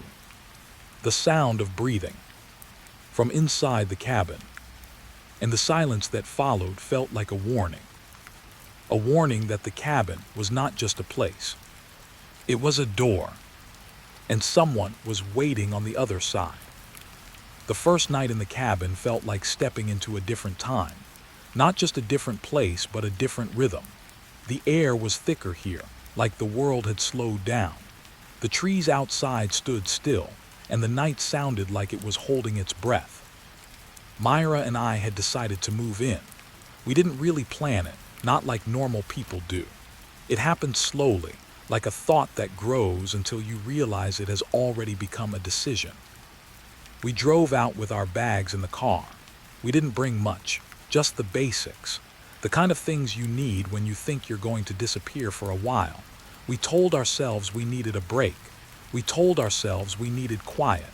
We told ourselves we needed to heal. We didn't tell anyone the real reason. The cabin was small, but it felt like a home. The walls were wood, dark and worn, but strong.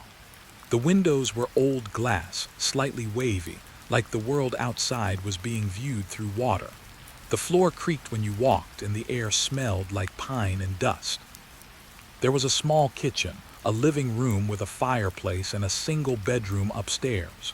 It was simple. It was quiet. It was exactly what we needed. We unpacked slowly.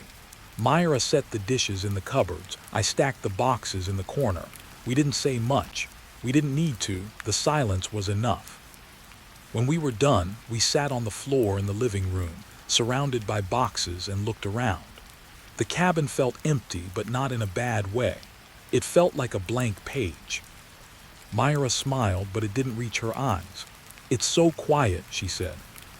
I nodded. "It is." She leaned back against the wall and closed her eyes. "I can finally sleep." I wanted to believe her. I wanted to believe this place would help her. I wanted to believe it would help me too. But the truth was, the quiet felt too quiet, like something was missing, like the world outside was waiting for us to notice it. We made a simple dinner. We ate by candlelight because the cabin didn't have power yet. We didn't mind. The candles made the room feel warm. They made the shadows softer. After dinner, we went upstairs to the bedroom. The bed was small but comfortable. The sheets smelled like soap and something else, something old. We turned in early. The night was still young, but we were tired. The drive had drained us. The stress of the past months had drained us. The cabin felt like a safe place to rest. I remember lying in bed, listening to Myra breathe. Her breathing was shallow at first, like she was still holding onto the day. Then it became deeper, slower. I thought she was asleep. I closed my eyes too, but I couldn't sleep. My mind kept going back to the number, the listing, the way the phone rang once and then went silent, the way the cabin felt like it was waiting. I tried to tell myself it was just nerves, that moving into a new place always feels strange at first, that the woods always feel different at night. But I couldn't shake the feeling that we weren't alone. The next morning, the sun came in through the windows and made the dust look like tiny stars. The world looked normal again. The cabin looked normal. We had breakfast. We talked about what we would do. We talked about making a garden. We talked about fixing the porch. We talked about getting power. We were trying to be normal. Trying to act like this was a normal move. Around noon, Myra stepped outside to take a phone call. She stood on the porch, holding her phone to her ear, and I could see her lips moving. She wasn't talking to me. She was talking to someone else. I didn't want to interrupt. I didn't want to ask who it was. I didn't want to admit I was worried. When she finished the call, she came back inside, her face pale. "Who was that?" I asked. Myra shook her head. "No one." "What do you mean, no one?" She looked at me, her eyes wide. "I didn't call anyone. My phone just rang. It was an unknown number." I felt a chill run down my spine. "Did you answer it?" Myra nodded. I didn't say anything, I just listened. There was silence, and then I heard a sound like someone breathing. I stared at her, just breathing. Myra swallowed hard, and then a voice, a whisper, it said, "Welcome." My throat went dry. I couldn't breathe for a moment. "Who said that?" I whispered. Myra shook her head. "I don't know, I couldn't see anyone." The call ended. Then my phone shut off for a second, and when it came back on, there was a message. "A message?" I asked. Myra nodded, her hands trembling. It was a photo of our porch. I felt my stomach drop. "That's impossible." Myra reached into her pocket and pulled out her phone. She showed me the photo. It was our porch, the same angle, the same wood, the same steps, the same railing, but there was something on the porch that wasn't there when we stepped outside. A box. A cardboard box. It was sitting right in the middle of the porch, like it had been placed there carefully. Myra's eyes filled with tears. We didn't see it when we came in. We didn't notice it. I stared at the photo, my mind trying to understand. The box wasn't there when we came in. We would have seen it. We would have stepped around it. We would have noticed. But the photo showed it clearly. I looked at the porch outside the window. The box was there. I felt my hands go cold. Myra and I walked outside slowly, like we were moving through a dream. The air was still. The woods were quiet. The world felt like it was holding its breath again. The box was plain. No label, no writing, no shipping tape, just a cardboard box sealed shut. We stared at it for a long time. Then I reached down and lifted it. It was heavier than it looked, like it was filled with something solid. I brought it inside and set it on the table. Myra sat down in a chair and didn't move. She just stared at the box, her eyes unfocused. I took out a knife and carefully cut the tape. The box opened with a soft sound, like a whisper. Inside there were keys. Several keys. Different shapes and sizes. Old keys. New keys. Keys that looked like they belonged to doors and locks that didn't exist anymore. There were candles too. Thin candles like the ones you use for ceremonies. They were wrapped in paper, tied with twine. And there was a note. A handwritten note. I picked it up and unfolded it. The handwriting was familiar. It was neat, like the letter in the evidence room.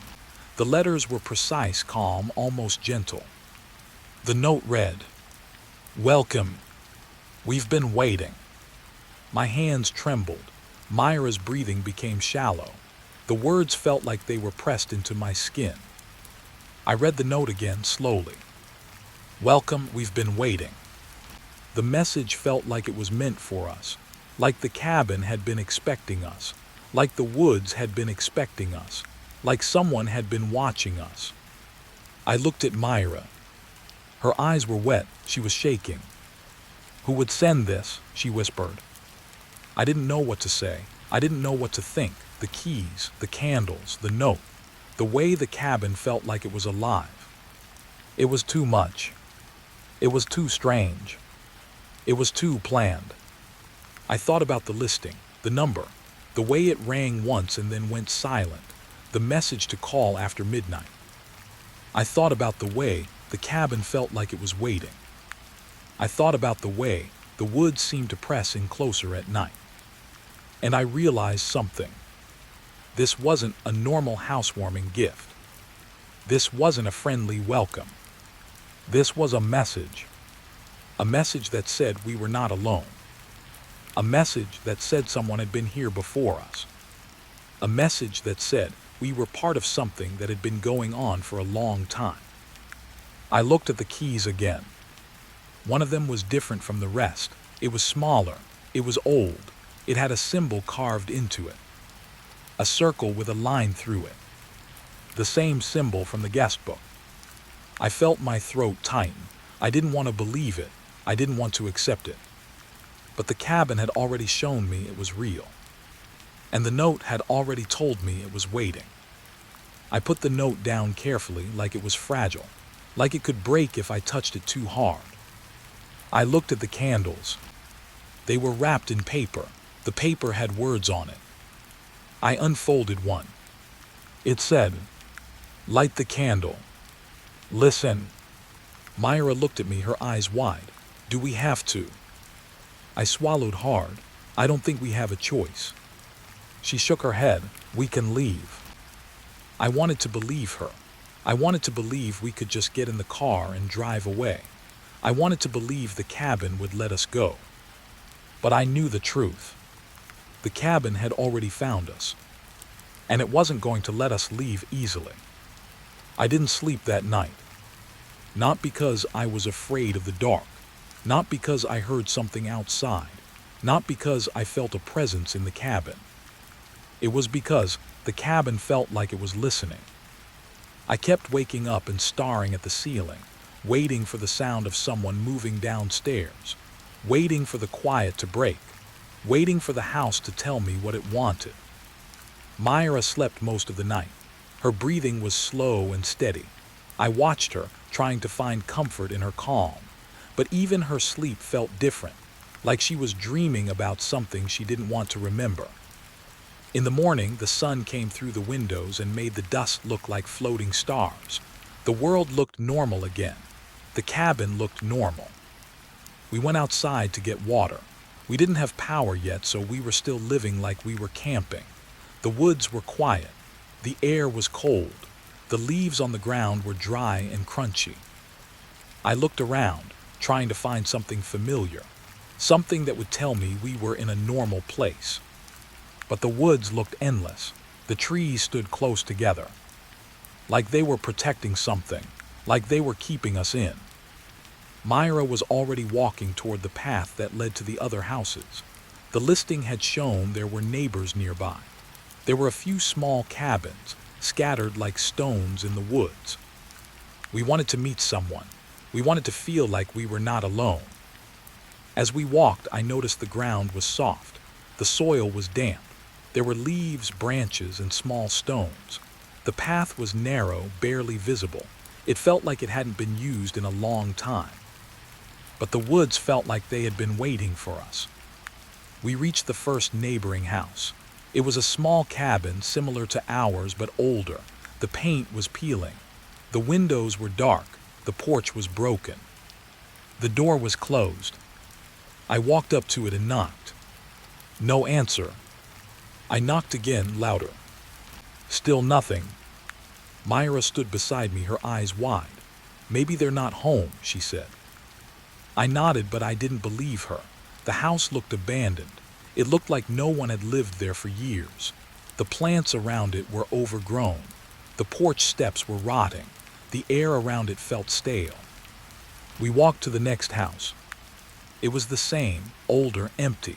The windows were dark, the door was shut, the porch was worn. We knocked. No answer. Myra looked at me and I could see the worry in her eyes. This is weird, she whispered. I nodded, yeah. We kept walking. There were more houses scattered in the woods. Each one looked abandoned. Each one looked like it had been left behind. The air felt heavy. The silence felt thick.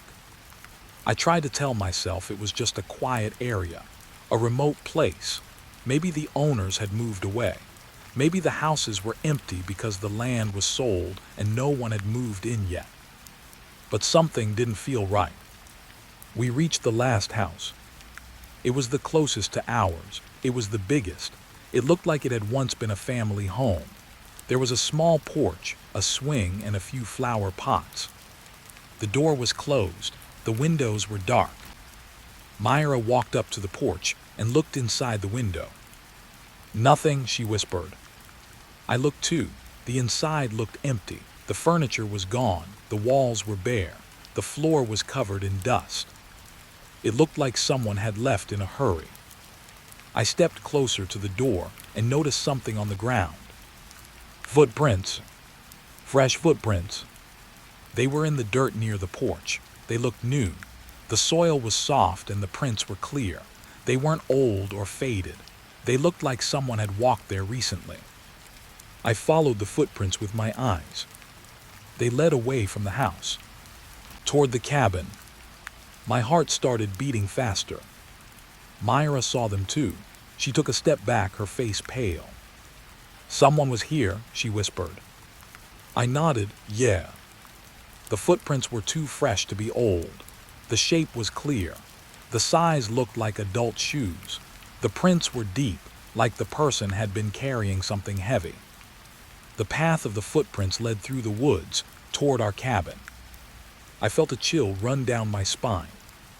Myra grabbed my arm. We need to go back, she said. I nodded, but my mind was racing. Why would someone leave their house and walk toward our cabin? Why would they do it at night?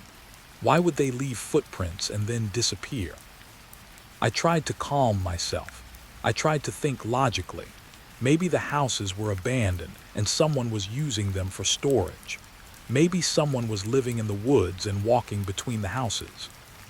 But the footprints were too clear, too fresh, too intentional. We walked back toward our cabin, following the footprints. The woods felt different now. The trees seemed closer. The air felt heavier. The silence felt louder. The path led us straight to our porch. The footprints ended there. There were no footprints leading away from our cabin. It was like the person had stopped at our porch and then vanished. I stared at the ground, trying to make sense of it. Myra stood beside me, her breathing quick. Who was here? She whispered. I didn't answer, because I knew the answer, even if I didn't want to. The footprints led to our cabin. The cabin was the only place that had been occupied. The cabin was the only place that had light. The cabin was the only place that felt alive. The neighbors were gone, but someone had come from them, and they had come to us. We went inside the cabin and locked the door. We checked the windows. We checked the back door. We checked every corner. Nothing was inside. No one. Just us. But the feeling of being watched didn't leave. That night the air felt colder. The shadows felt darker. The silence felt heavier. Myra didn't sleep. She sat in the living room, staring at the door. I sat beside her, holding her hand, trying to keep calm. We didn't talk much. Words felt useless. The only sound in the room was the crackle of the candle flame. Then around midnight, we heard something outside. A soft sound, like footsteps. Not on the porch, not on the ground, but on the roof. We froze. The sound moved slowly, like someone was walking carefully, like they didn't want to make noise, like they were trying to be quiet. Myra's grip tightened around my hand. "What is that?" she whispered. I didn't answer. I didn't want to say anything that would make it real. The footsteps moved across the roof, then stopped. Then the sound of something sliding. Something heavy. Then silence. The cabin felt even quieter after that, like the world was holding its breath again. I stayed awake for hours listening, waiting, hoping the sound wouldn't come again. When morning came, the sun rose and the woods looked normal again. The air felt lighter. The shadows didn't feel as deep. But the footprints were still on my mind. The neighbors were still gone. And the path still led toward our cabin. That day, we decided to explore more. We wanted to understand what was happening. We wanted to find answers. We wanted to prove to ourselves that we weren't imagining things. We walked back to the last neighbor's house, the one with the porch and the swing. The door was still closed. The windows were still dark. The house still looked abandoned. But this time, we noticed something we hadn't seen before. On the porch near the swing, there was a small pile of stones. A circle of stones. Like a marker. Like someone had placed them there on purpose. In the center of the circle, there was a key. The same kind of key as the ones in the box. The same symbol carved into it. I picked it up slowly, my hands shaking. The key was cold. The symbol on it felt familiar, like I had seen it before. Like it was etched into my memory. Myra stared at the key. "We should leave," she whispered. I wanted to agree. I wanted to run. But I couldn't. Because the cabin was calling. Because the path was leading us. Because the neighbors were gone. And because the footprints had already shown us the way. I found the contract in the basement the way you find something you didn't know you were looking for. Not by accident exactly, but by that slow, quiet pull that makes your mind fixate on one thought until you finally give in. We had been living in the cabin for a week of strange silence, strange footsteps, strange messages, a week of waking up to the feeling that someone had been in the room with us. We were tired, not just physically but mentally. The cabin was wearing us down in a way I couldn't explain. The woods seemed to press closer every day. The air felt heavier. The shadows seemed darker. The silence was no longer comforting. It was oppressive. Myra had started to talk less. She stopped laughing. She stopped making plans. She would sit in the living room and stare at the walls like she was waiting for something to happen. I tried to keep busy. I fixed the porch. I stacked firewood. I cleaned. I tried to make the place feel like home. But the cabin didn't want to be a home. It wanted something else. One afternoon, I went into the basement to get a box of old tools. The basement was cold and damp. The walls were stone. The air smelled like wet earth. I had only been down there once before. The first time, I didn't stay long. The basement felt like a mouth that was waiting to swallow me. This time I went down slowly, holding a flashlight. The light shook in my hand. The stairs creaked under my weight. I reached the bottom and shone the flashlight around. The basement was empty, mostly. There were a few shelves with old jars, a workbench, a stack of wood. And then I saw it. A piece of paper, tucked under a loose stone near the wall. It looked like it had been placed there carefully, like someone had hidden it but wanted it to be found. I pulled it out. It was a contract. Old paper, yellowed. The ink was faded but still readable. The writing was neat, like the kind of writing you see in legal documents. It looked official. I stared at it, my heart pounding.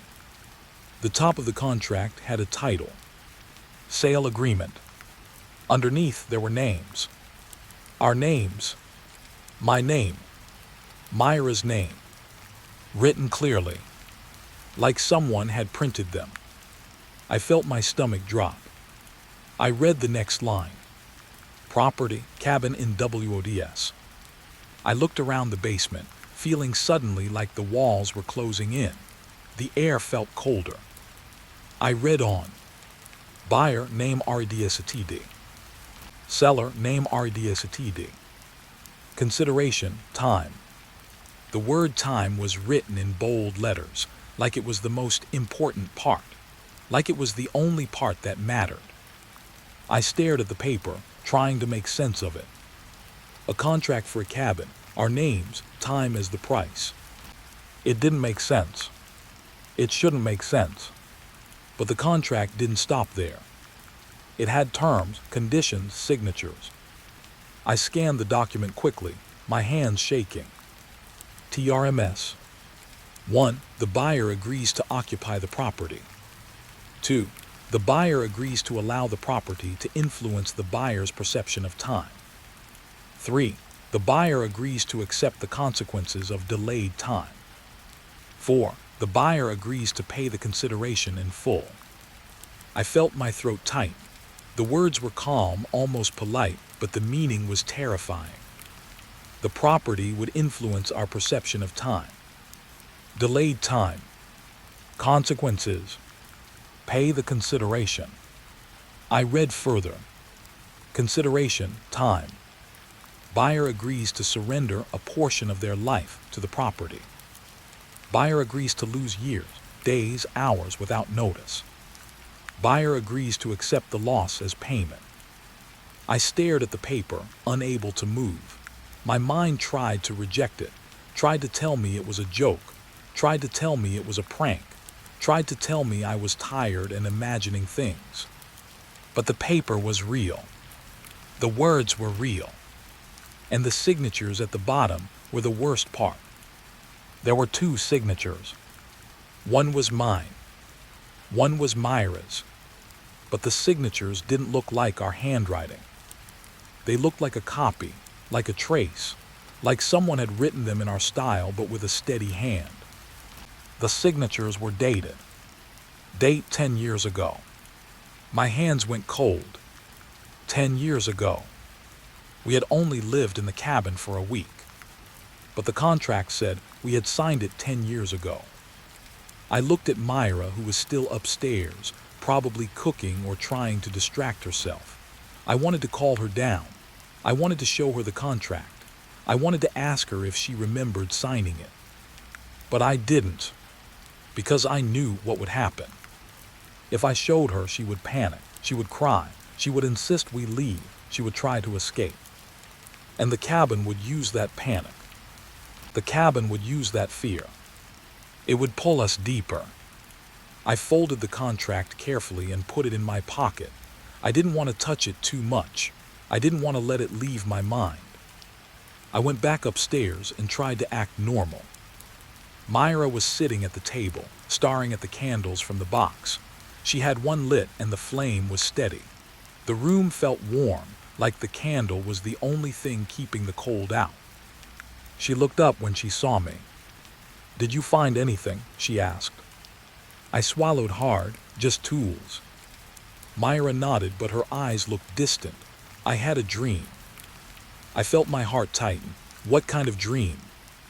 She hesitated, then said, "I dreamt of a house with no windows, and there were people inside. They were all looking at me, like they were waiting." I felt a chill run down my spine. What did they want? Myra shook her head. "I don't know, but I woke up and I felt like I had lost something." I stared at her, trying to hide my fear. "What did you lose?" Myra's eyes filled with tears. "Time," she whispered. I felt my chest tighten. My mind flashed back to the contract. Time as payment, losing years without notice. I forced myself to speak calmly. Maybe it was just a dream. Myra nodded, but she didn't look convinced. That night we ate dinner in silence. The candles flickered. The The shadows moved. The air felt thick. We went to bed early. Hopping sleep would bring relief, but the cabin didn't let us rest. I woke up at 2 a.m. to the sound of Myra moving beside me. She was sitting up, her eyes wide, staring at the wall. "Myra," I whispered. She didn't answer. She just kept staring. I followed her gaze. On the wall there was a faint mark, like a shadow, like a stain. It looked like a clock face drawn in the darkness. The hands were pointing to a time, but the time didn't make sense. It was wrong. It was a time that didn't exist. I felt my heart pounding. I felt the cold in my bones. I wanted to wake Myra up. I wanted to tell her to leave. I wanted to run. But I couldn't, because the cabin was already inside us, because the contract had already been signed, because the price had already been agreed upon. I sat up slowly, careful not to wake Myra. I reached for my phone. The time on the screen was wrong too. It said 4:17, but I knew it was later than that. It felt like hours had passed. I looked at Myra again. She was still staring at the wall. Her eyes were wide, but her face looked older, like she had aged in the time it took me to look away. I felt a sudden wave of nausea. I stood up and walked to the window. The outside world looked normal. The woods were still. The sky was dark. The moon was bright. But the feeling of time slipping was real. I could feel it in my bones. I turned back to Myra. She was crying softly now. "I can't remember," she whispered. "I can't remember how long we've been here." I felt my throat tighten. "We've been here a week." Myra shook her head. "No, we've been here longer." I stared at her. "How long?" Myra didn't answer. She just shook her head again, like she couldn't find the words. I sat down on the bed beside her, my hands shaking. I tried to comfort her, but I felt like I was comforting someone I didn't know, someone who had lived a different life. I realized then that the contract was not just a document. It was a trap. It was a record of what the cabin had taken. It was proof that the cabin didn't just want us to stay. It wanted our time. It wanted our years. It wanted our lives. And we had already signed away the payment. The worst part was not that the contract existed. The worst part was that it was dated 10 years ago. The worst part was that it had our names. The worst part was that it felt like we had already lived this. Like the cabin had already been waiting for us for a long time. Like the cabin had already planned everything. Like the cabin had already won. I held Myra's hand and whispered, "We need to leave." She looked at me, her eyes filled with fear. "How?" I didn't know. But I knew one thing. The contract wasn't asking for money. It was asking for time. And the cabin was going to take it, whether we wanted to give it or not. The night shift always felt like a kind of quiet punishment. The world was asleep, and I was awake, alone with my thoughts and the constant hum of machines. The building where I worked was old, the kind of place that creaked when the wind moved. The fluorescent lights buzzed in a way that made my skin feel itchy, and the air always smelled like dust and paper. I had taken this job because it was simple. It didn't require much thinking, just enough to keep my mind from wandering too far. The night shift at the radio station meant I sat in a small room with a microphone, a mixer, and a stack of old records. My job was to keep the station alive, to keep it on the air, to keep it from going silent. Silence was the worst thing you could have on a night shift. So I sat there, listening to the crackle of static, the hiss of the speakers, the faint music that drifted through the air like a ghost. The station had a strange history. It was one of those places that everyone said was quietly haunted, but no one ever said anything specific. No one ever told a story about a ghost. It was just the feeling of being watched, the sense that something was listening from the walls. I didn't believe in ghosts, not really. I believed in stress, in loneliness, in the mind playing tricks when you were tired. But there were nights when the static sounded like someone breathing. Tonight was one of those nights. I had been on shift for hours. The clock on the wall read 2:17 a.m. The only sound was the soft hiss of the radio and the occasional click of my pen as I scribbled notes on a pad. I was tired, but not sleepy. My body felt heavy, like I was carrying a weight I couldn't put down. I leaned back in my chair and closed my eyes for a moment. I told myself I was just resting. Then I heard a voice. It wasn't a voice from a song. It wasn't a voice from a commercial. It wasn't the usual host who came on for a few minutes every hour. It was a calm, whispered voice. The kind of voice that sounds like someone talking right next to you, but also like someone far away. The voice was telling a story. I sat up straight, my heart beating faster. The voice spoke slowly, almost gently. It was like the speaker was trying not to wake someone, like the voice was trying to soothe something. And the story was about a cabin in the woods. I felt a strange chill crawl up my spine. The station had never broadcast stories like this. We played music, we did weather updates, we read out small local news. Nothing like a whispered story about a cabin. I reached for the microphone, ready to speak into it. I was about to ask what was going on, to see if it was a prank, to see if someone had hacked the system. But I stopped, because the story was familiar. Not in a way I could explain, but in a way that felt like memory. The voice described the cabin as if it had been there for a long time. It talked about the trees that surrounded it, the way the wind moved through the branches, the way the leaves whispered at night. It talked about the porch, the old wood, the creak of the floorboards. It described a couple moving in. It described their excitement, their nervous laughter, their hope. It described the way the cabin seemed to watch them. The voice spoke with such calm that it almost felt like a lullaby, but the words were wrong. The words were heavy. They felt like a warning. I listened, unable to move. The story continued. The voice said the couple found a box on their porch. It said the box contained keys, candles, and a note that read, "Welcome. We've been waiting." My stomach tightened. I knew that note. Not because I had seen it before, but because I had dreamed it. I had dreamt about a cabin, about a box, about a note. I had dreamt about a place that felt like it was calling me. The voice continued, describing the couple as they tried to make the cabin feel like home. It described the way the shadows seemed to shift when they weren't looking. It described the way the silence grew heavier each night. I felt my hands start to sweat. I tried to tell myself it was just a story, a strange, unsettling story. But the more I listened, the more it felt like the story was describing something real. Something that had already happened. Or something that was about to happen. The voice moved on, and I felt my breath catch.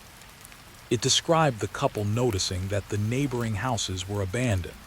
It described the footprints leading away from them, toward the cabin. I felt my heart pounding. I knew those footprints too, not because I had seen them, but because I had dreamt them. I had dreamt of walking through snow, seeing footprints that led nowhere, and feeling a pull toward a house that wasn't supposed to be there. The voice spoke softly, almost kindly, like it was trying to ease the listener into the truth. It said the couple found a contract in the basement. It said the contract had their names already signed. It said the price was not money, but time. My hands went numb. I stared at the radio, my eyes wide, my mind racing. I didn't know what to do. I didn't know whether to call someone, whether to turn the station off, whether to pretend I hadn't heard anything. The voice kept speaking. It said the couple tried to leave. It said the road outside had changed. It said they found a new entry in the guest book, written in their own handwriting, dated tomorrow. I felt a cold wave wash over me. The voice described the couple in a loop, as if the story was repeating itself, as if the cabin was trapped in a cycle, as if the couple was trapped. I realized then that the story wasn't just a story. It was a record, a warning, a message. The voice continued, and the story shifted slightly, like it was adjusting to something. It described the cabin's walls whispering names. It described doors opening on their own. It described the feeling of being watched by something unseen. I felt my eyes burn. I felt my chest tighten. I wanted to stand up. I wanted to leave the room. I wanted to run out into the night and never come back. But I was stuck. The voice was pulling me in. The story was not just being broadcast. It was being spoken directly to me. I sat there, frozen, listening as the voice described the couple finding a drawer labeled with the narrator's name. I felt my skin go cold. The voice said the drawer contained a letter the narrator never wrote, a letter warning him not to go back to the cabin. I felt my hands tremble. The voice paused. For a moment the static returned. The hiss filled the room like a blanket. Then the voice spoke again, softer than before. It said, "You are listening now." My breath caught in my throat. It said, "You are the one who will go back." I felt a sharp, sudden fear. Not the kind of fear you get from a jump scare, but the kind that sinks into your bones and stays there. The voice continued, calm as ever. It said, "You think you can ignore it. You think you can stay safe, but the cabin is already in your mind." I felt like I was losing control, like the room was spinning slowly. The voice spoke one last line before the broadcast ended. It said, "When the static fades, you will hear the door." Then the radio went silent. Just static. Just the hiss. Just the sound of nothing. But I knew it wasn't nothing. I knew the story wasn't over. I sat in the dark room, staring at the radio, waiting for the sound of the door. And I realized something that made my blood run cold. The night shift was not just a job. It was a ritual.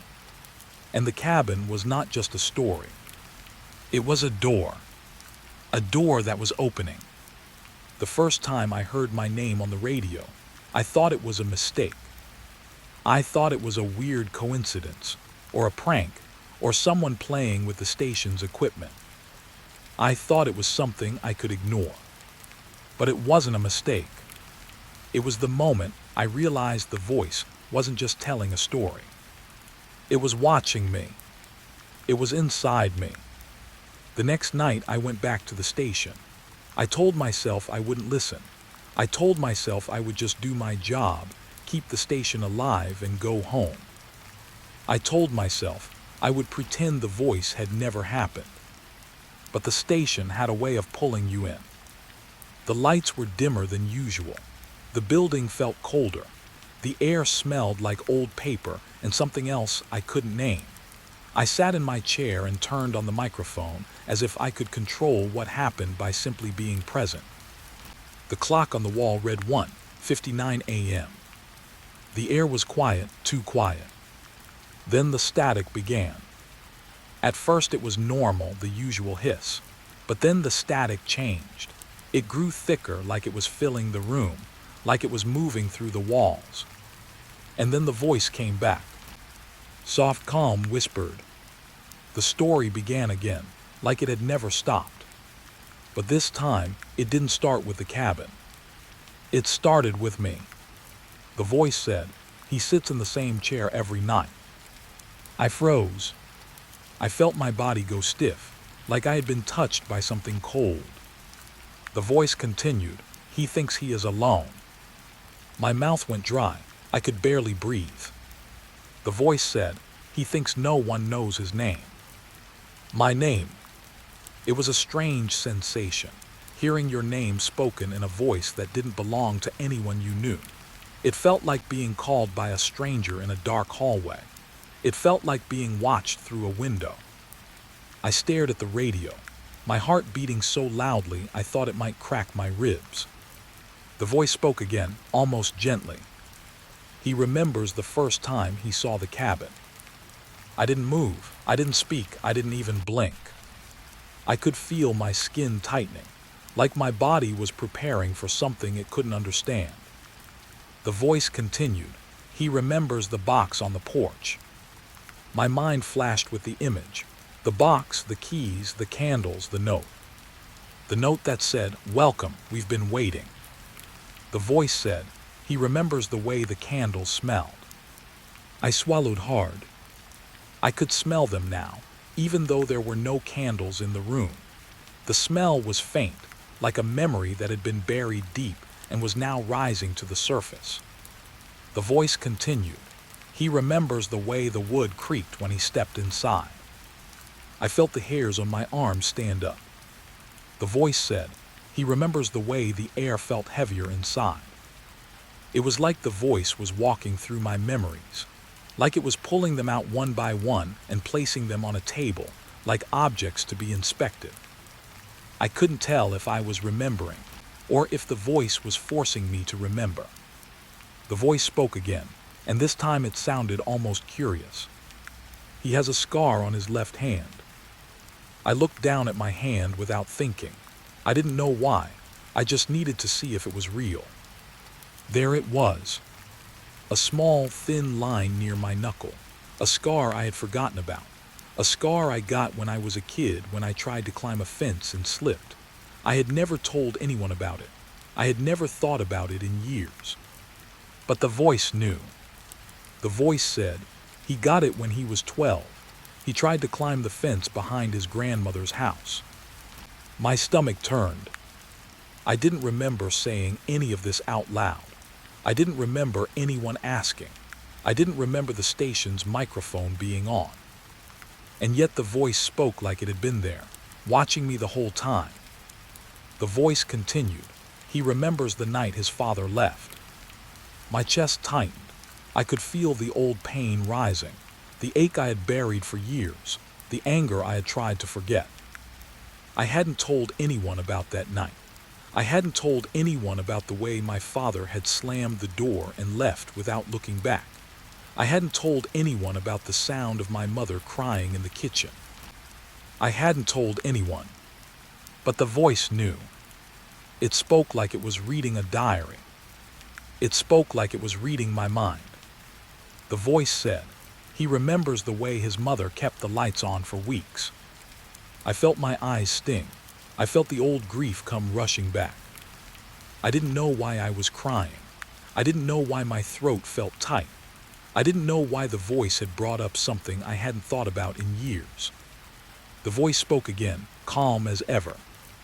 He remembers the first time he heard the radio on the night shift.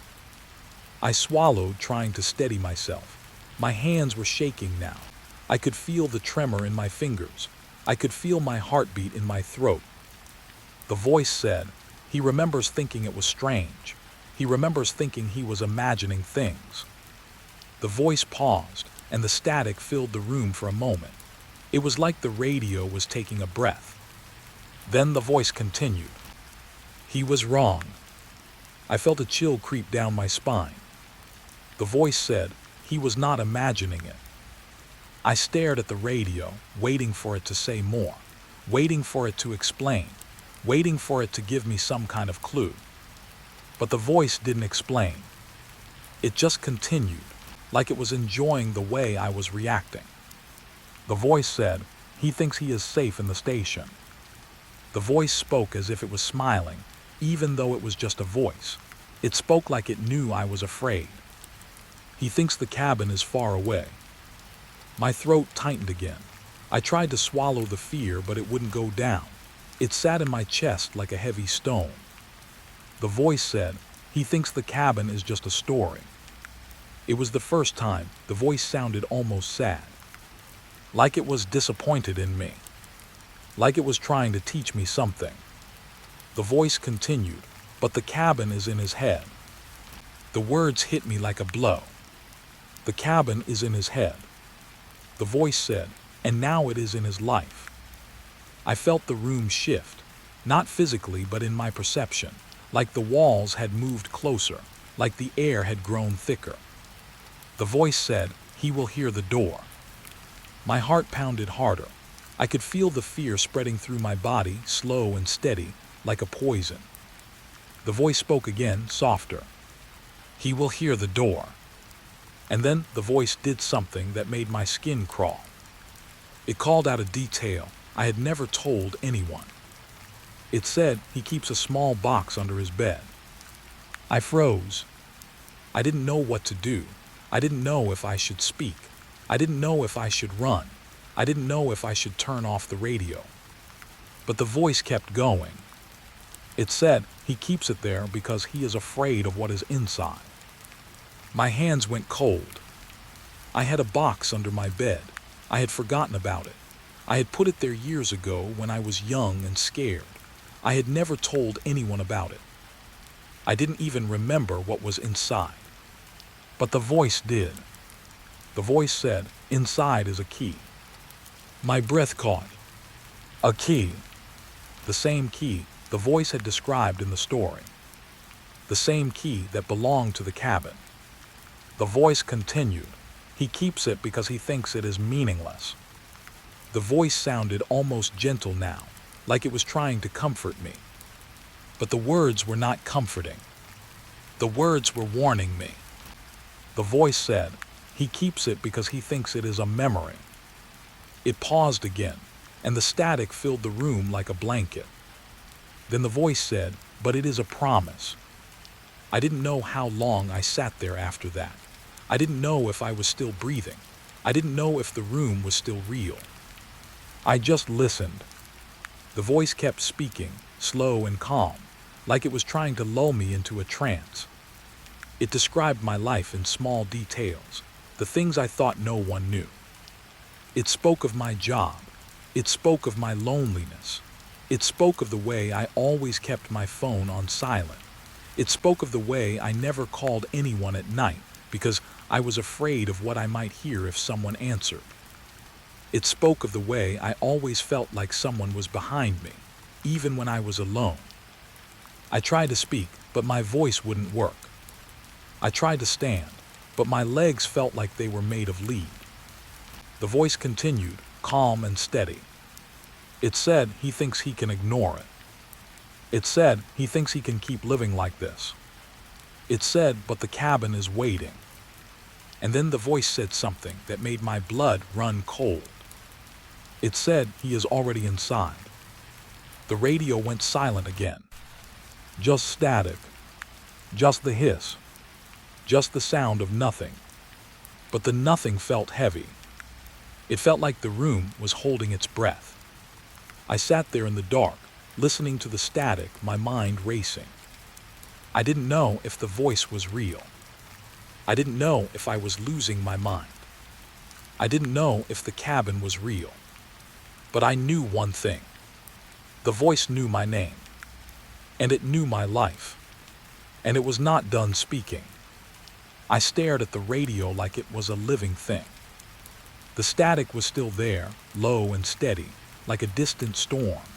The speakers hissed softly, as if the sound itself was breathing. I couldn't tell if the room had grown colder or if my body had simply noticed the chill for the first time. The voice came back after a long pause. It was calm, slow, and almost gentle. The kind of voice you might hear in a bedtime story, if the story were about something you were not supposed to remember. It began with a sentence that felt like it had been waiting in the air. "Tonight, I will tell you where it is." My stomach tightened. I felt a strange mix of fear and curiosity. It was like hearing a door unlock in a house you've never been in. You know you shouldn't go inside, but your mind wants to see what's behind it. The voice continued, "I will give you the coordinates." My hand moved without me thinking. I grabbed a pen and a small notepad from the desk. My fingers shook as I wrote down the numbers the voice spoke. It was strange because I didn't even know why I was writing. I didn't know what I would do with the coordinates. I didn't know if I was supposed to follow them. But I wrote them down anyway. The voice said the coordinates slowly, like it was making sure I heard every digit. When it finished, the numbers sat on the paper like a sentence that couldn't be erased. I looked at them, my eyes scanning the numbers again and again, as if the repetition would make them mean something else. I had never seen those coordinates before. I had never heard them. I had never known they existed. But the voice spoke them as if it had known them forever. I tried to tell myself it was just a story, a weird, unsettling story, but my body didn't believe it.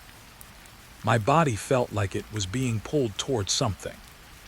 The voice continued, "You will find an abandoned cabin."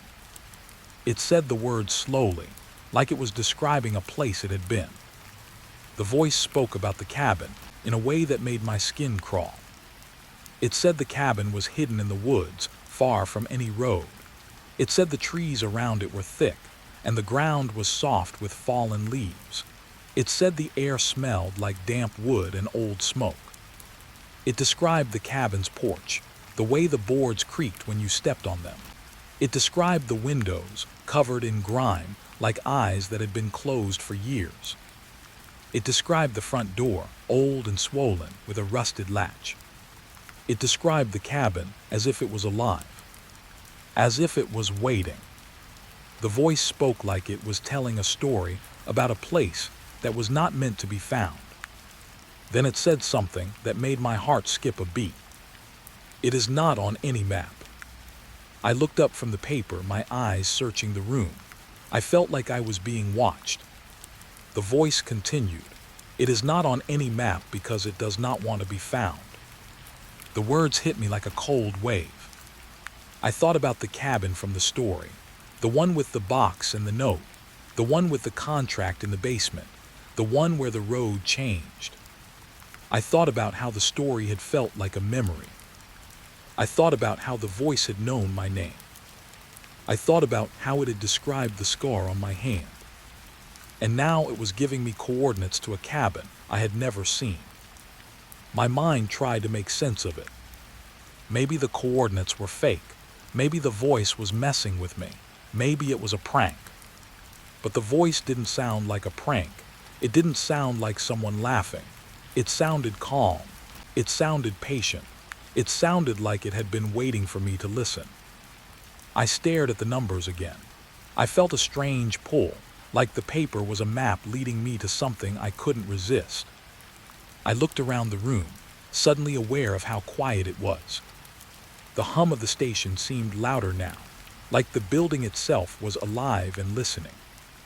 The voice continued, "You will go." It didn't ask, it didn't suggest. It stated it as a fact. "You will go because you want to know." My throat tightened. I felt the old fear in my chest, but it was mixed with something else. Curiosity. The voice spoke again, softer.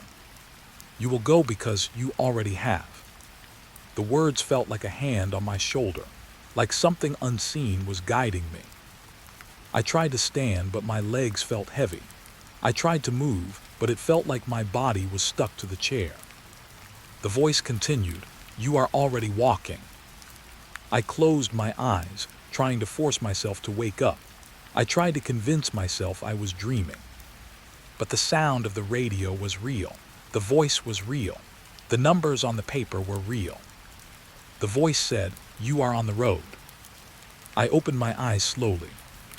The room was still the same. The lights were still buzzing. The air still smelled like dust. But I felt different. I felt like something inside me had shifted. Like a door had opened in my mind. The voice continued, "You are driving through the woods." I stared at the notepad. The coordinates stared back at me like a challenge. The voice spoke again, and I felt my skin go cold. "You are close." I didn't know what to do. I didn't know if I should call someone.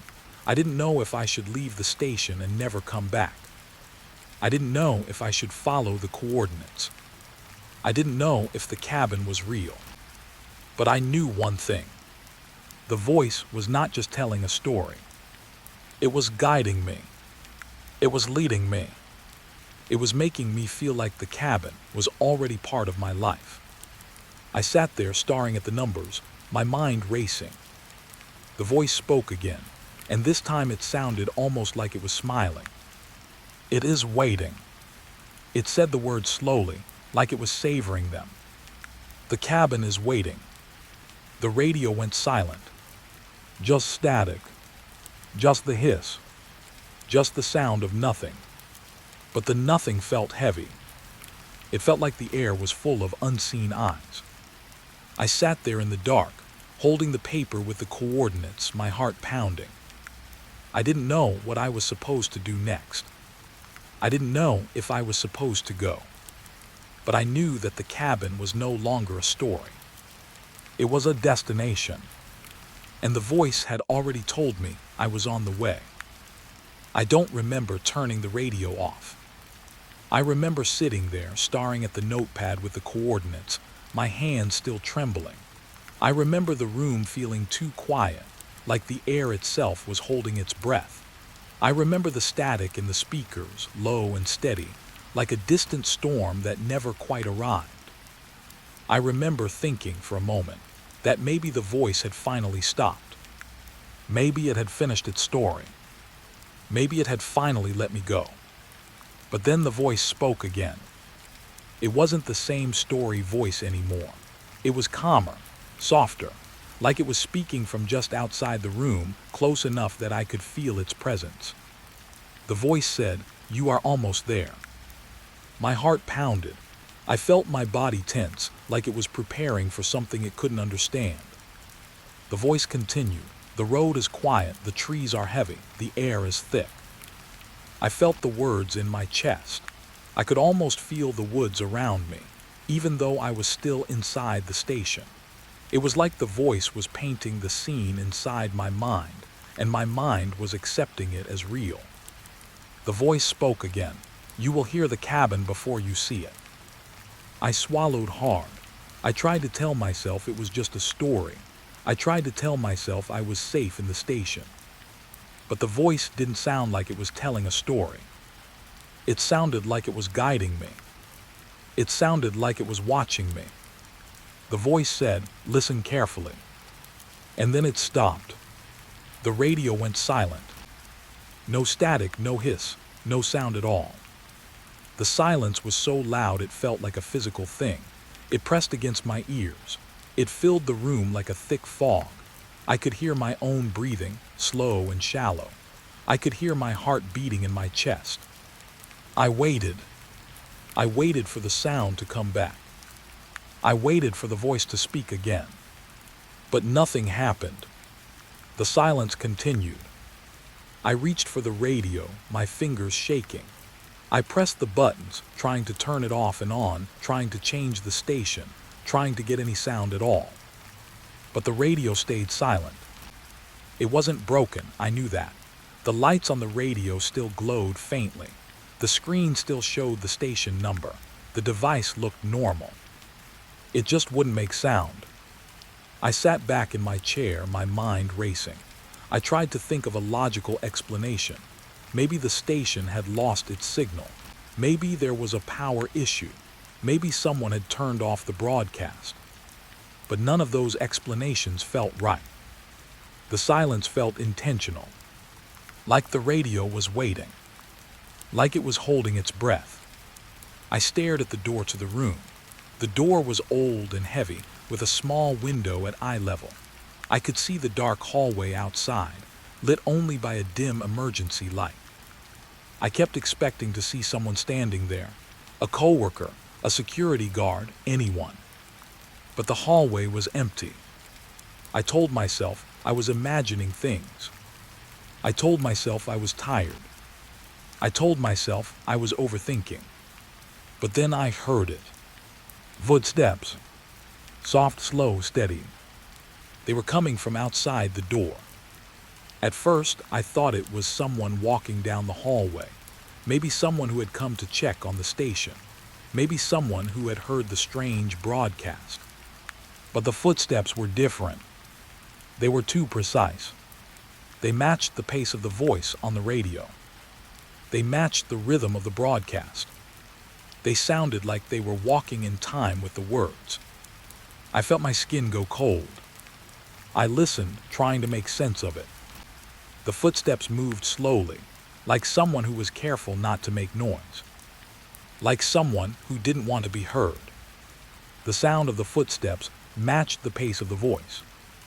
It was like the voice was still speaking, even though the radio was silent. Like the voice had moved out of the speaker and into the hallway. My mind raced, trying to understand. Was someone outside the door?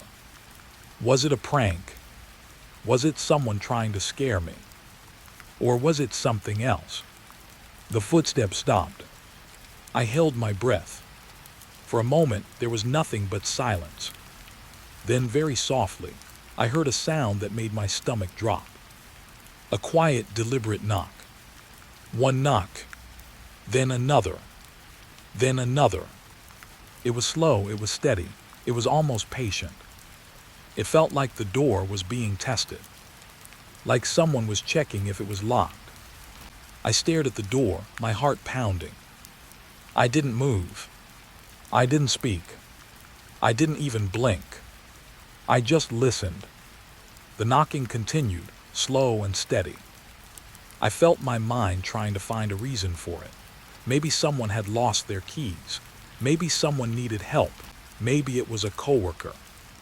But the knocking felt wrong. It felt too calm, too controlled. It felt like it was part of the broadcast. It felt like the cabin was at the door. I could feel the fear rising in my chest, slow and steady. It wasn't the kind of fear that makes you jump. It was the kind that sits in your bones. The kind that makes you feel like you are not alone in your own body. The knocking stopped. I waited, my heart racing. Then I heard the footsteps again. They moved away from the door, down the hallway. I listened, my ears straining. The sound of the footsteps faded into the distance. I felt a strange relief, like I had been spared.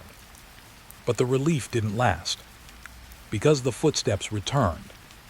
They came back. And they were closer.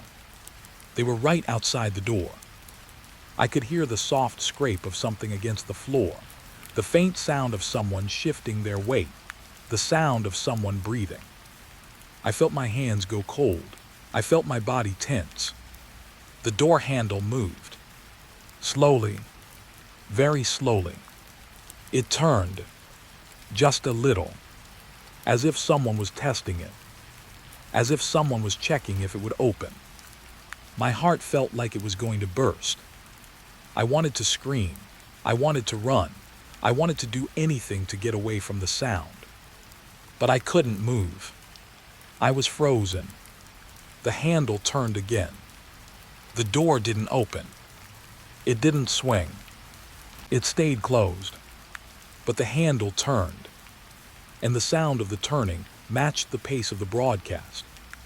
It matched the rhythm of the voice. It matched the slow, steady, calm pace of the story. I felt my mind slip into a strange place, like the line between reality and the broadcast was blurring. Like the radio was no longer a device, but a doorway. Like the story was no longer a story, but a map.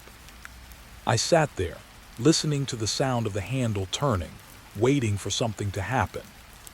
Waiting for the door to open. Waiting for the voice to speak again. Waiting for the cabin to arrive. The handle stopped moving. The hallway went quiet. For a moment there was nothing. Just silence. Then very softly, I heard a sound that made my blood run cold. A whisper. Not from the radio. Not from the speaker. From the other side of the door. A whisper that sounded like someone saying my name. My real name. The voice was so quiet I almost didn't hear it. But I heard it. And I knew. The broadcast had ended. But the story was still happening. The door was still there. The cabin was still waiting. And the voice was still speaking. Even if the radio was silent. I sat there in the dark, my hands shaking, listening to the sound of my own breathing. I didn't know what would happen next. I didn't know if the door would open. I didn't know if I would be able to leave. All I knew was that the broadcast had ended, and something else had begun. The trail was quiet in a way that felt almost deliberate. Not the peaceful quiet you feel in a park, not the kind of quiet that makes you feel calm. This was the quiet of a place that didn't want to be noticed. I had been hiking for hours, my legs tired, my backpack heavy. The forest around me was thick, the trees closed together like they were trying to keep something hidden. The path was narrow, covered in fallen leaves, and it seemed to wind deeper into the woods with each step. I wasn't supposed to be here. I knew that. I knew I had taken a wrong turn somewhere. I knew the trail I was on wasn't the one I had planned, but I had kept going anyway. Part of me wanted to see where it led. Part of me wanted to prove I wasn't afraid. The sun was low in the sky, and the light filtering through the branches made everything look like it was underwater. The colors were muted, the shadows long. The air smelled like damp earth and pine needles. I walked in silence, listening to the sound of my boots crunching the leaves. I tried to focus on the rhythm of my steps to keep my mind from wandering. I had a habit of letting my thoughts drift when I hiked. It was one of the few times I felt like my mind was free. But today, my thoughts kept returning to the cabin. I didn't know why. I hadn't seen it yet. I hadn't heard anything about it. I hadn't even planned to come near it. But the cabin kept appearing in my mind like a memory I couldn't place. I told myself it was just my imagination, a trick of fatigue, a leftover from some dream. Then I saw it. Not the cabin, but something on the ground.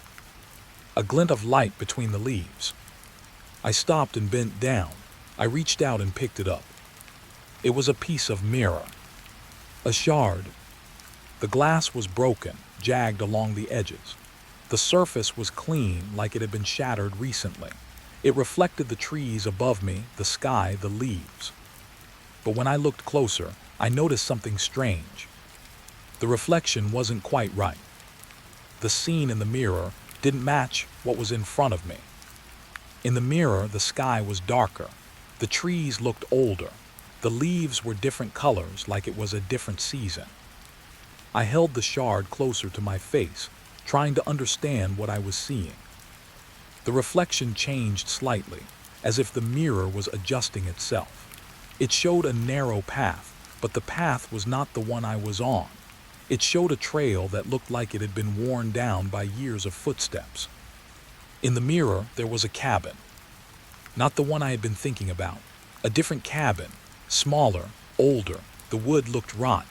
The windows were dark, like eyes that had been closed for years. I felt a chill run through me. I looked up from the mirror shard and looked around. The forest was the same, the trail was the same, the air was the same. But the reflection in the shard was different. I held the shard up again, and the scene in the glass shifted. This time, the reflection showed a person standing on the path. A person I didn't recognize. They were facing away from me, looking toward the cabin in the mirror. They were wearing a coat that looked old, like it was from another time. Their hair was long and their posture was still, almost tense. I felt my heart beat faster. I lowered the shard and looked around, expecting to see someone on the trail. But there was no one. Just the trees, just the leaves, just the quiet. I looked back at the mirror shard. The person was still there, standing on the path. They didn't move. I tried to focus on the reflection, to see if I could make sense of it. The scene in the mirror felt like it was from a different world. It felt like a memory from someone else's life. I put the shard down on the ground carefully, like it might break further if I touched it too hard. I stood up and looked around again. That's when I noticed the rest of the mirror. There were pieces scattered along the trail, like someone had dropped a large mirror and it had shattered into 1,000 fragments. The pieces were spread out over a long distance, leading deeper into the woods. I felt a strange pull, like the mirror pieces were guiding me. I didn't want to follow them. I knew I shouldn't. I knew it was a bad idea. But I found myself walking toward the next shard, my feet moving before my mind could stop them. I picked up the next piece. This one reflected a different scene. In the mirror, I saw a small lake. The water was still like glass. The sky was gray. The trees around the lake were bare, as if it was winter. There was a faint fog hovering over the water. In the reflection, there was someone sitting on the shore. It was the same person from the first shard. They were sitting with their back to me, looking out at the lake. Their shoulders were slumped, like they were tired or sad. I felt a sudden, strange sadness wash over me. I didn't know why. I didn't know who the person was. I didn't know why the reflection made me feel like my heart was breaking. I looked up from the mirror and saw the trail ahead. The path seemed to curve slightly, leading deeper into the woods. The trees grew closer together and the light grew dimmer. The air felt heavier, like it was pressing down on me. I picked up another shard. This one reflected a scene that made my stomach twist. In the mirror, I saw the cabin again. The same cabin from the first shard, the old one. The windows were dark. The door was closed, but there was something else. There was a figure standing in front of the door. The figure was facing me, but its face was hidden in shadow. It looked like it was waiting. I felt my hands shake. I put the shard down and took a step back. The trail felt different now. The forest felt different. The air felt colder.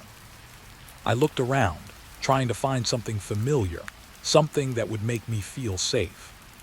But the only thing I could see was the trail and the mirror pieces. The mirror pieces were leading me. I knew it. I could feel it. I didn't want to follow them, but I couldn't stop. I picked up another shard. This one reflected a scene that made my skin crawl. In the mirror, I saw the cabin, but the cabin was closer now. The wood looked newer, like it had been repaired. The windows were cleaner. The door was slightly open, like someone had just stepped out. The reflection showed the person standing in front of the door again. This time, the person was closer. The shadow over their face was deeper. Their posture was still tense, like they were waiting for something. I felt a sudden fear rise in me, slow and steady. Not the kind of fear that makes you scream. The kind that makes you feel like you are being watched. The kind that makes you feel like you are not alone. I looked down at the shard and saw something else in the reflection. In the corner of the mirror, there was a small symbol carved into the wood of the cabin. It looked like a strange mark, like a letter or a sign. I recognized it. It was the same symbol I had seen in the guest book in the story. The same symbol I had seen in the voice's broadcast. The same symbol that had made my skin go cold. I stared at the shard, my heart pounding. The reflection showed the figure in front of the cabin door lifting their hand. It was a slow movement, like they were reaching for something. I felt my breath catch.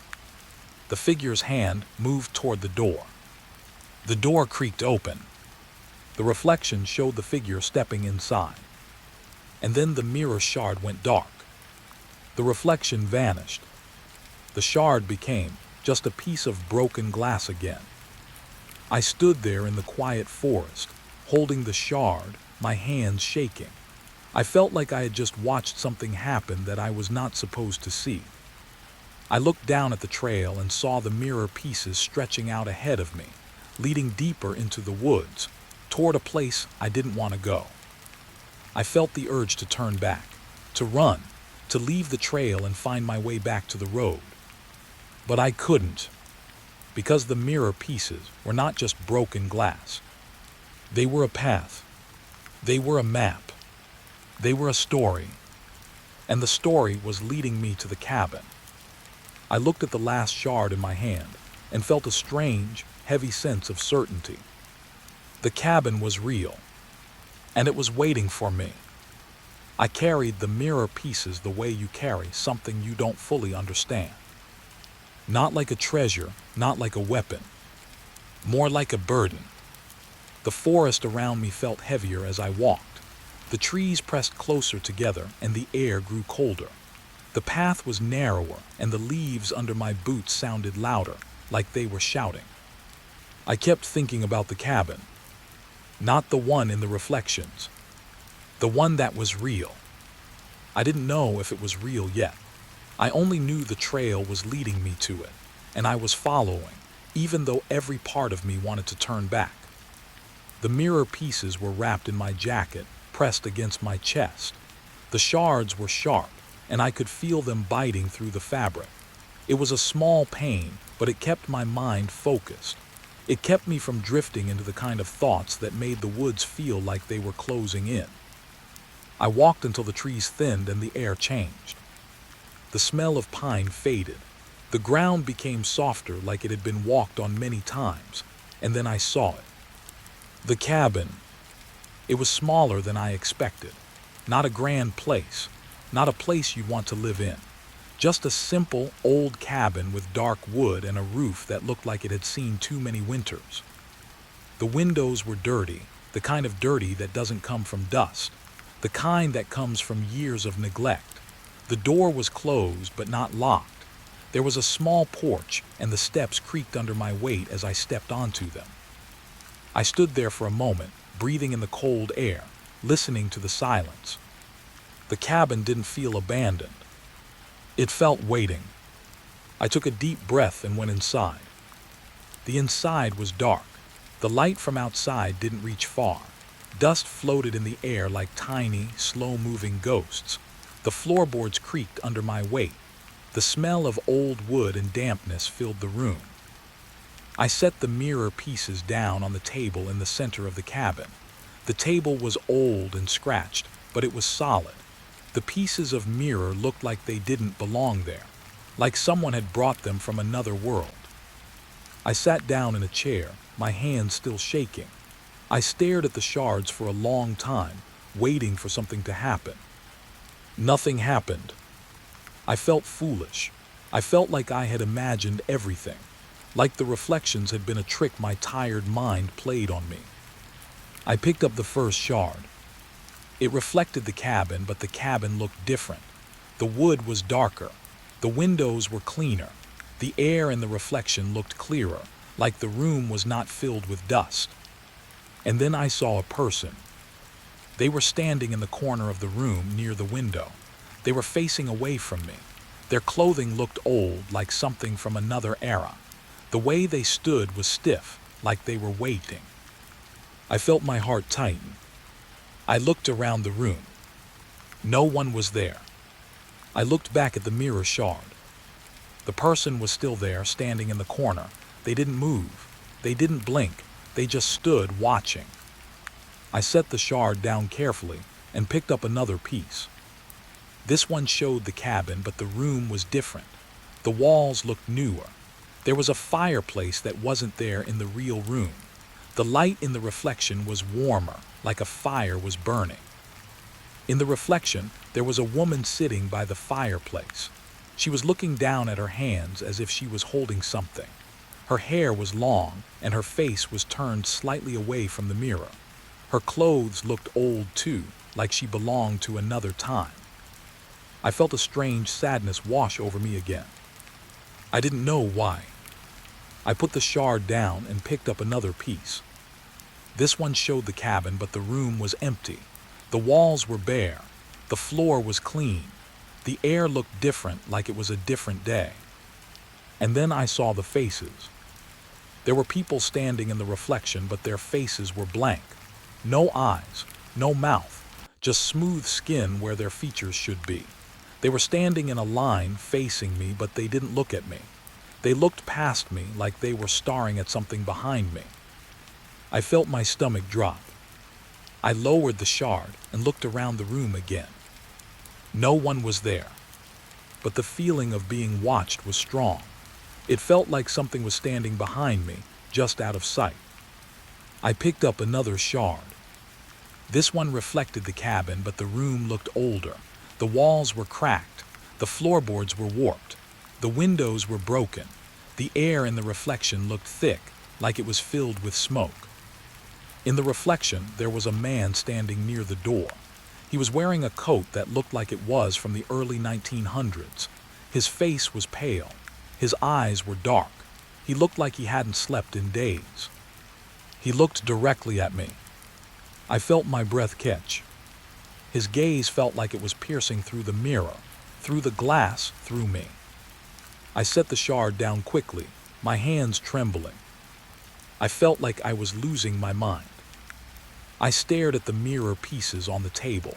Each shard showed a different version of the cabin, a different time, a different reality. People appeared in the reflections, but they were not in the room with me. They were not in the cabin. They were only in the glass. And yet, the feeling of their presence was real. I tried to tell myself it was just my imagination. I tried to tell myself the mirror was playing tricks on me. But the mirror was not just reflecting the cabin. It was reflecting something else. It was reflecting the past, or the future, or something that didn't fit into time at all. I stood up and walked to the window. I looked outside. The forest was still. The trees were still. The air was still. But the cabin felt different now. The cabin felt like it had been waiting for me for a long time. I turned back to the table and picked up another shard. This one reflected the cabin, but the room was filled with people. They were standing everywhere, filling the space like they were waiting for something to happen. Some were wearing old clothing. Some were wearing modern clothing. Some had blank faces. Some had faces that looked familiar, like I had seen them before in a dream. I felt a cold sweat break out on my skin. I couldn't take it. I set the shard down and stepped back.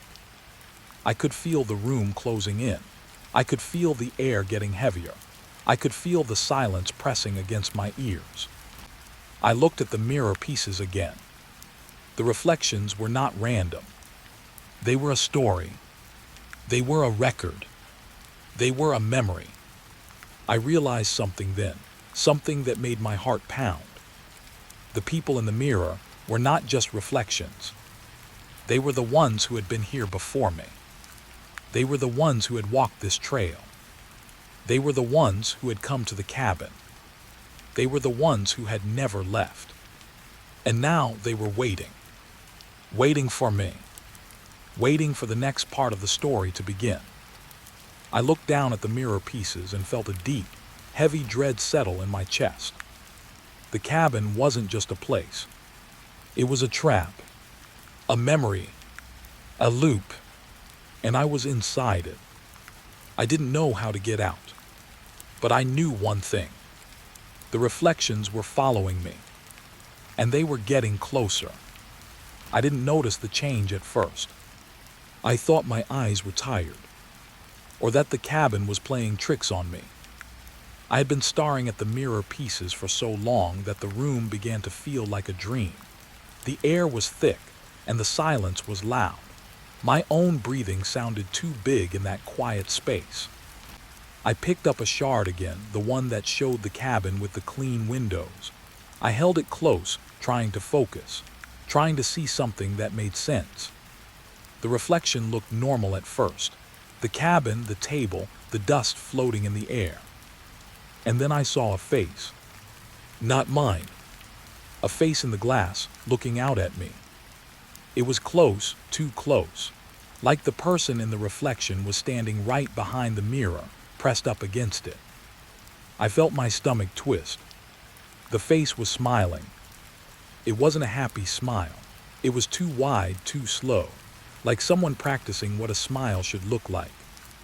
The eyes were too bright, like they were trying to hold on to something. The skin looked pale, like the person hadn't seen sunlight in a long time. The smile stayed, even as the face moved. It moved in a way that made my mind fight to understand it. It was the wrong kind of movement. Too smooth, too deliberate, like a puppet on strings. The face waved. Just one slow wave, as if saying hello.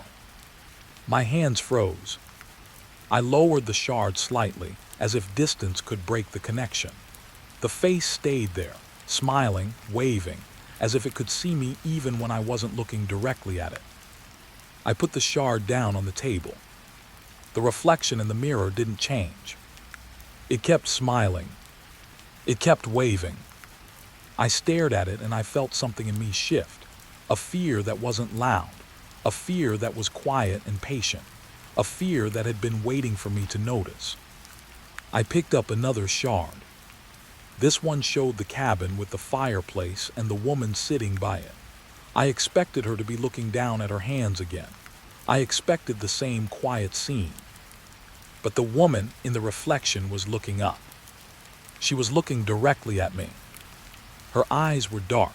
Her expression was calm, but there was something in her gaze that made my skin feel like it was crawling. She smiled too.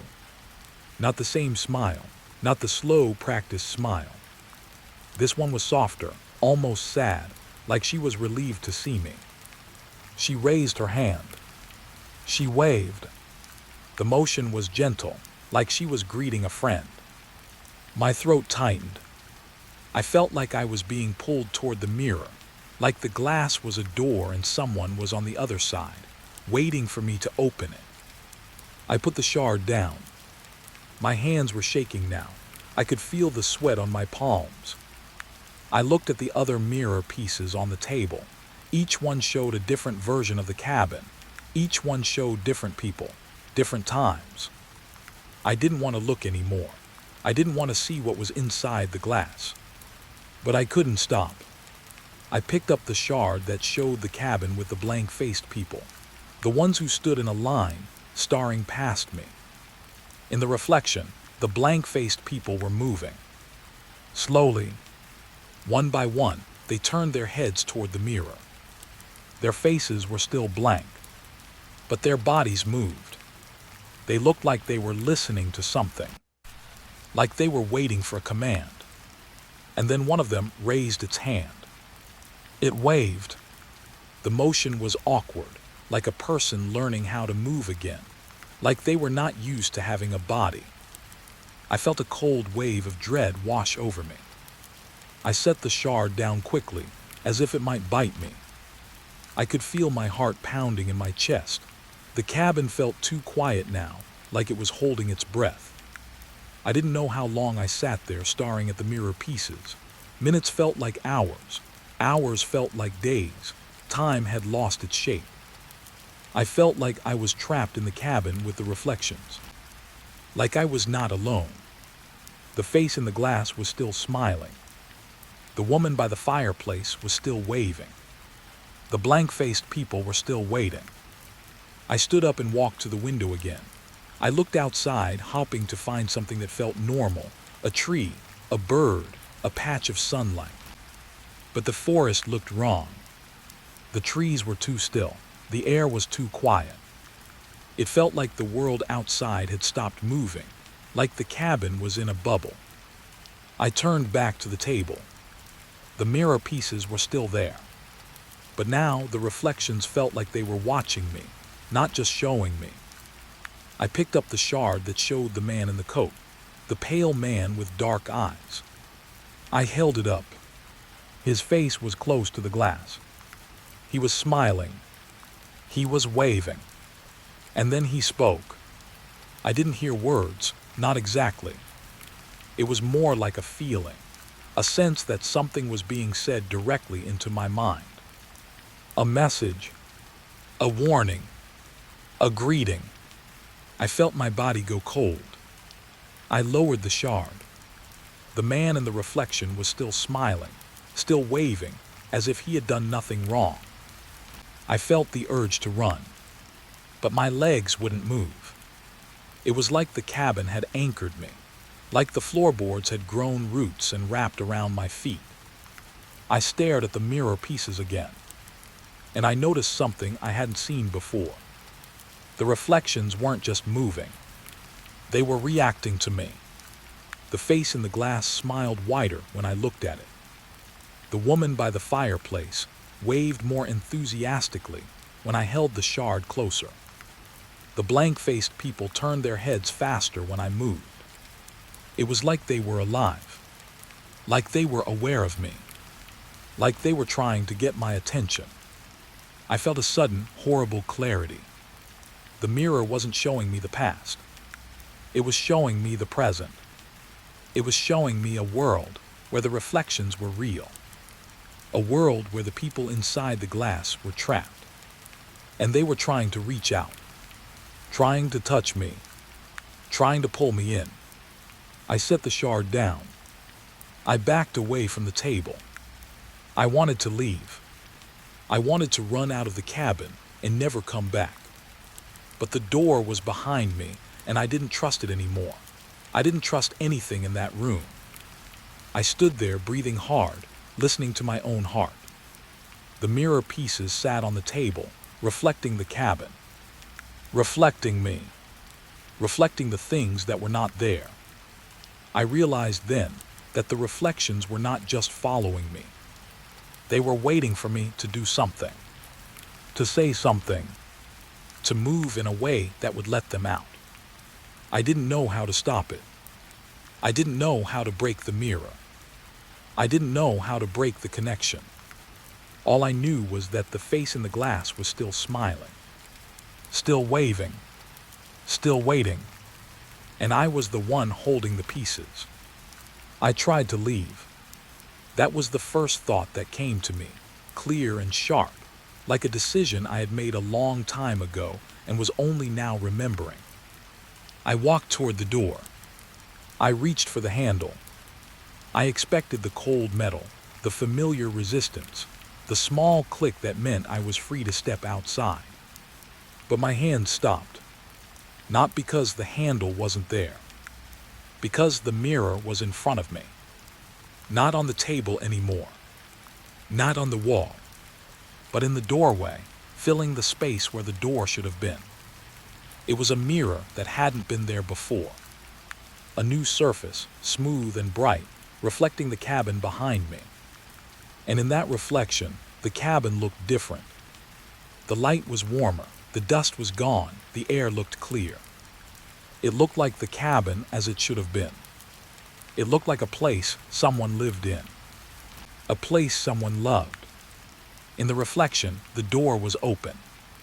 Not the mirror. The actual door. And beyond it, there was a path. A narrow trail leading into the woods. The path looked familiar. Like a trail I had walked before, in a different life. Like a path I had dreamed about. The reflection showed the outside world. A world where the cabin was normal. A world where I could leave. A world where I could go home. My heart began to beat faster. I wanted to reach out. I wanted to step through. I wanted to escape the cabin, the mirrors, the faces. But I was still in the room. I looked down. My feet were on the floorboards. My body was still here. The mirror was in front of me, and I could not move around it. It blocked the doorway like a wall. I pressed my palm against it. The glass was cold, smooth, real. But when I touched it, I felt something else. A vibration.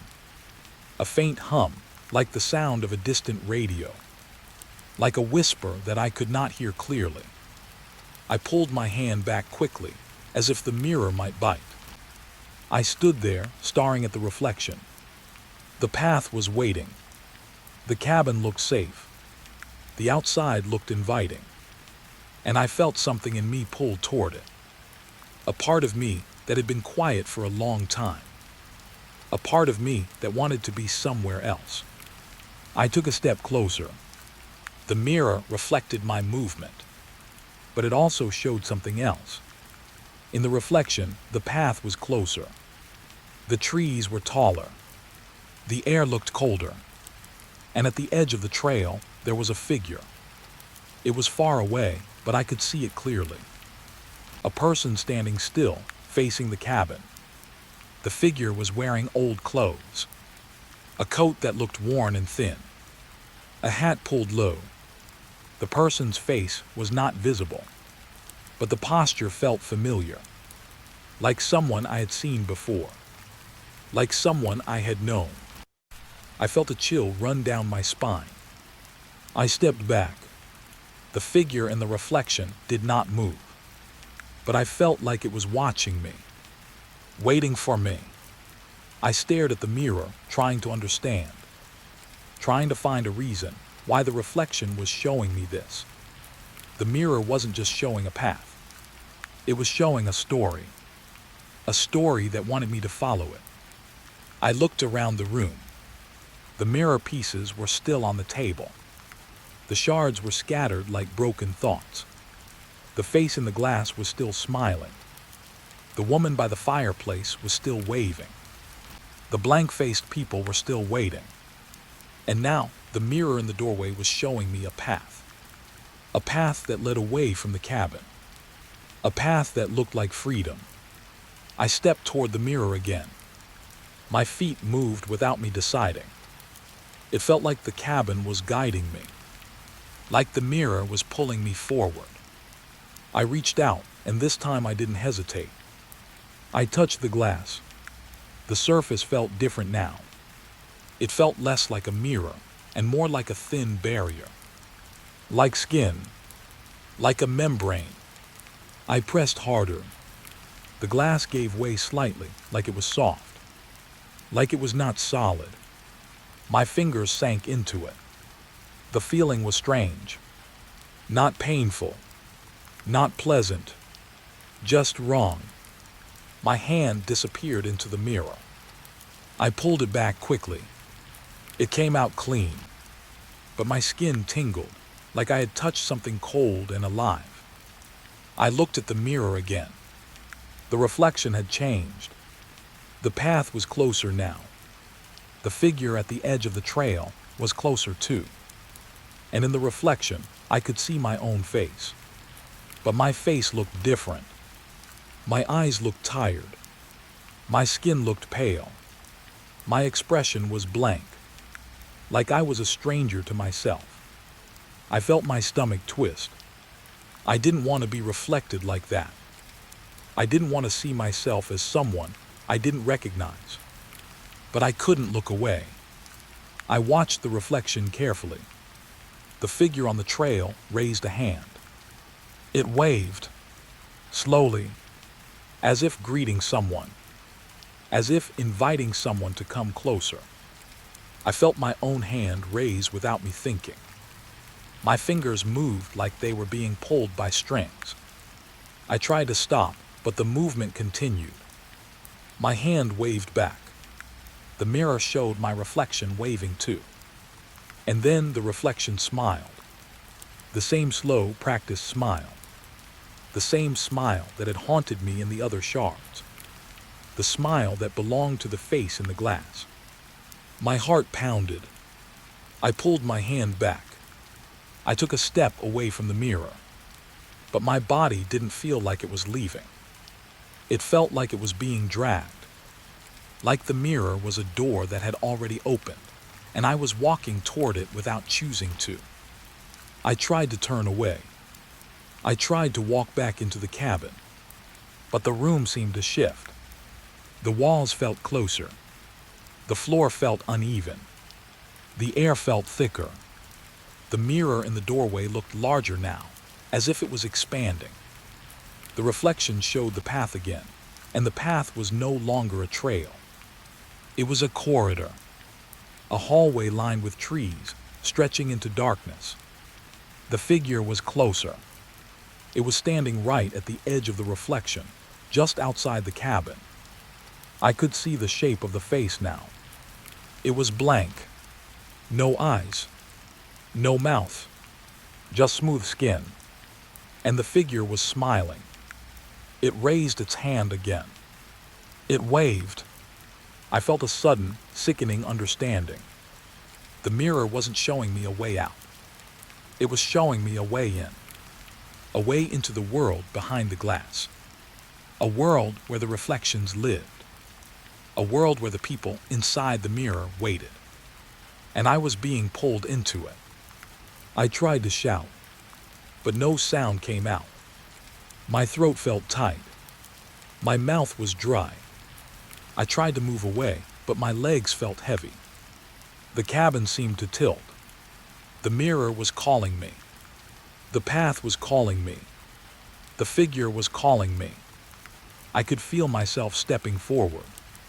I could feel myself walking toward the glass. It was not a decision. It was a pull, a force that was stronger than my will. I looked down at my hands.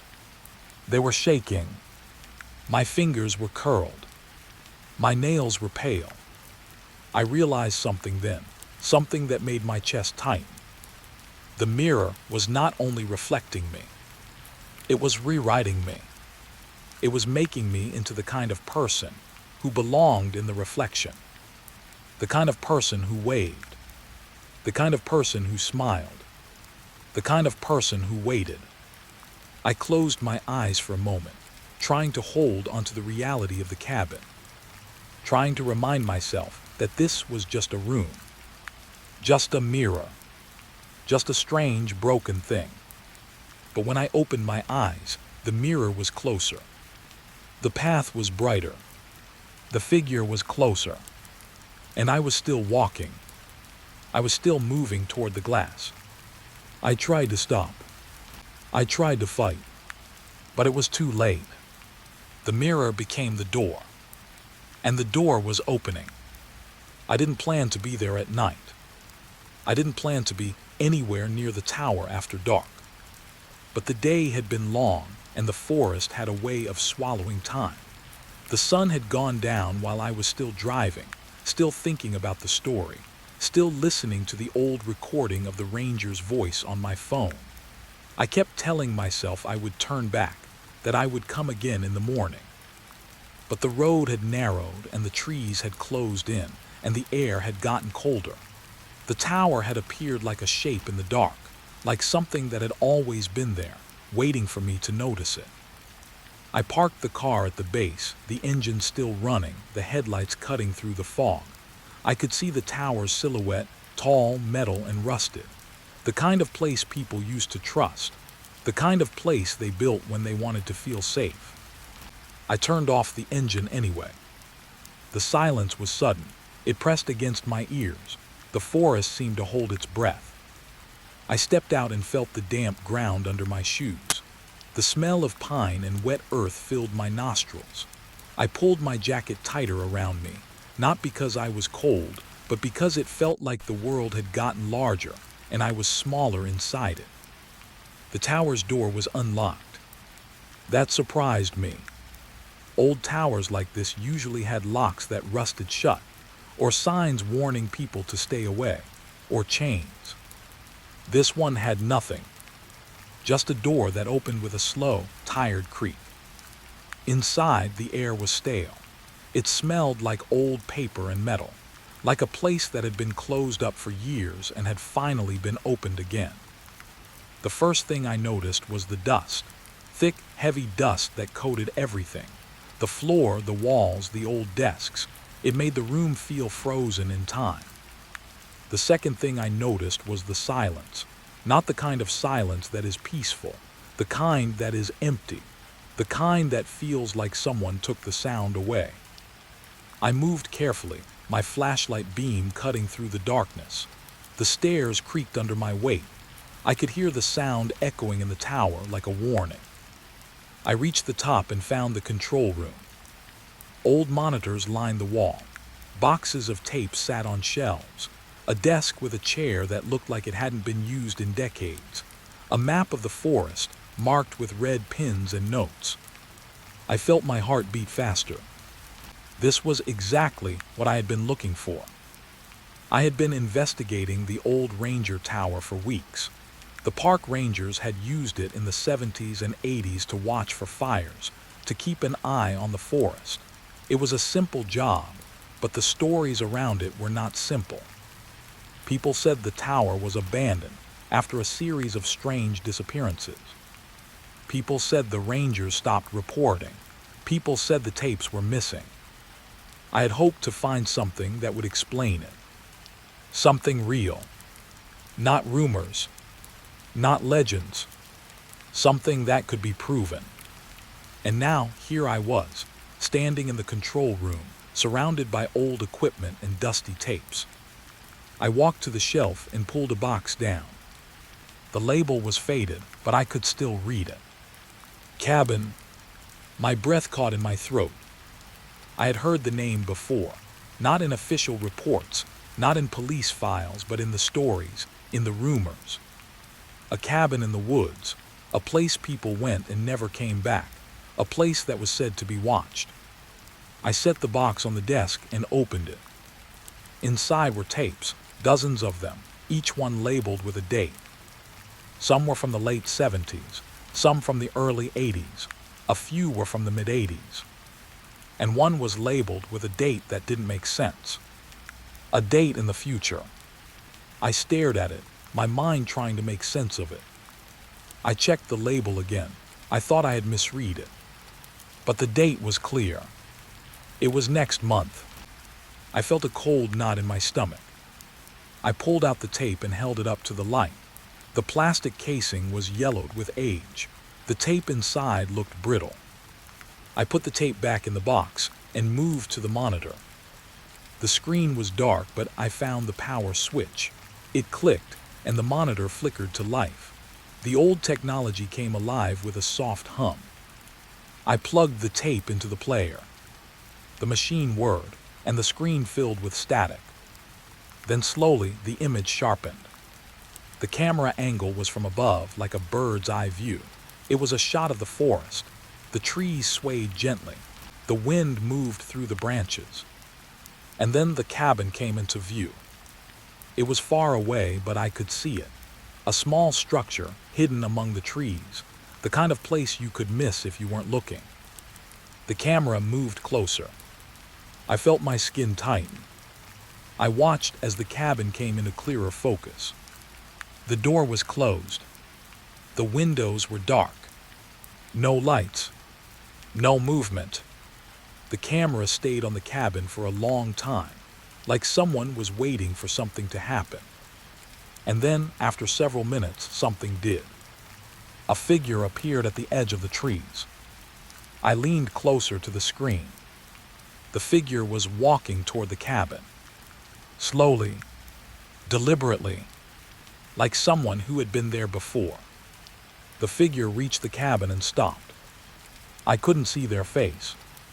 The camera angle was too high. But I could see the shape of the body, the way they stood, the way they held their hands.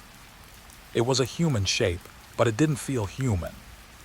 The figure stood there for a long time. Then the cabin door opened. The figure stepped inside. The camera stayed on the doorway. And then the screen went black. The tape had ended. I sat there in the dark control room, my heart racing, staring at the blank screen. I couldn't explain the feeling that washed over me. It wasn't just fear. It was something else. A recognition. A sense that I had seen this before. Not on a screen. Not in a story. But in my own mind. Like a memory. Like a dream. I rewound the tape and played it again. The same scene. The same slow walk. The same door opening. I watched the cabin door again, waiting for something else to happen. Waiting for a clue. Waiting for a sign. But the tape ended again. I sat back in the chair, my body tense. I felt like I was being watched. Not by the screen. By the room. By the tower. By the forest outside. I turned off the monitor and sat in the darkness, listening to the hum of the equipment. The silence was heavy. I thought about the missing tapes. The ones people said had been taken. The ones that were never found. I thought about the cabin. The cabin that didn't show up on any map. The cabin that only existed in whispers.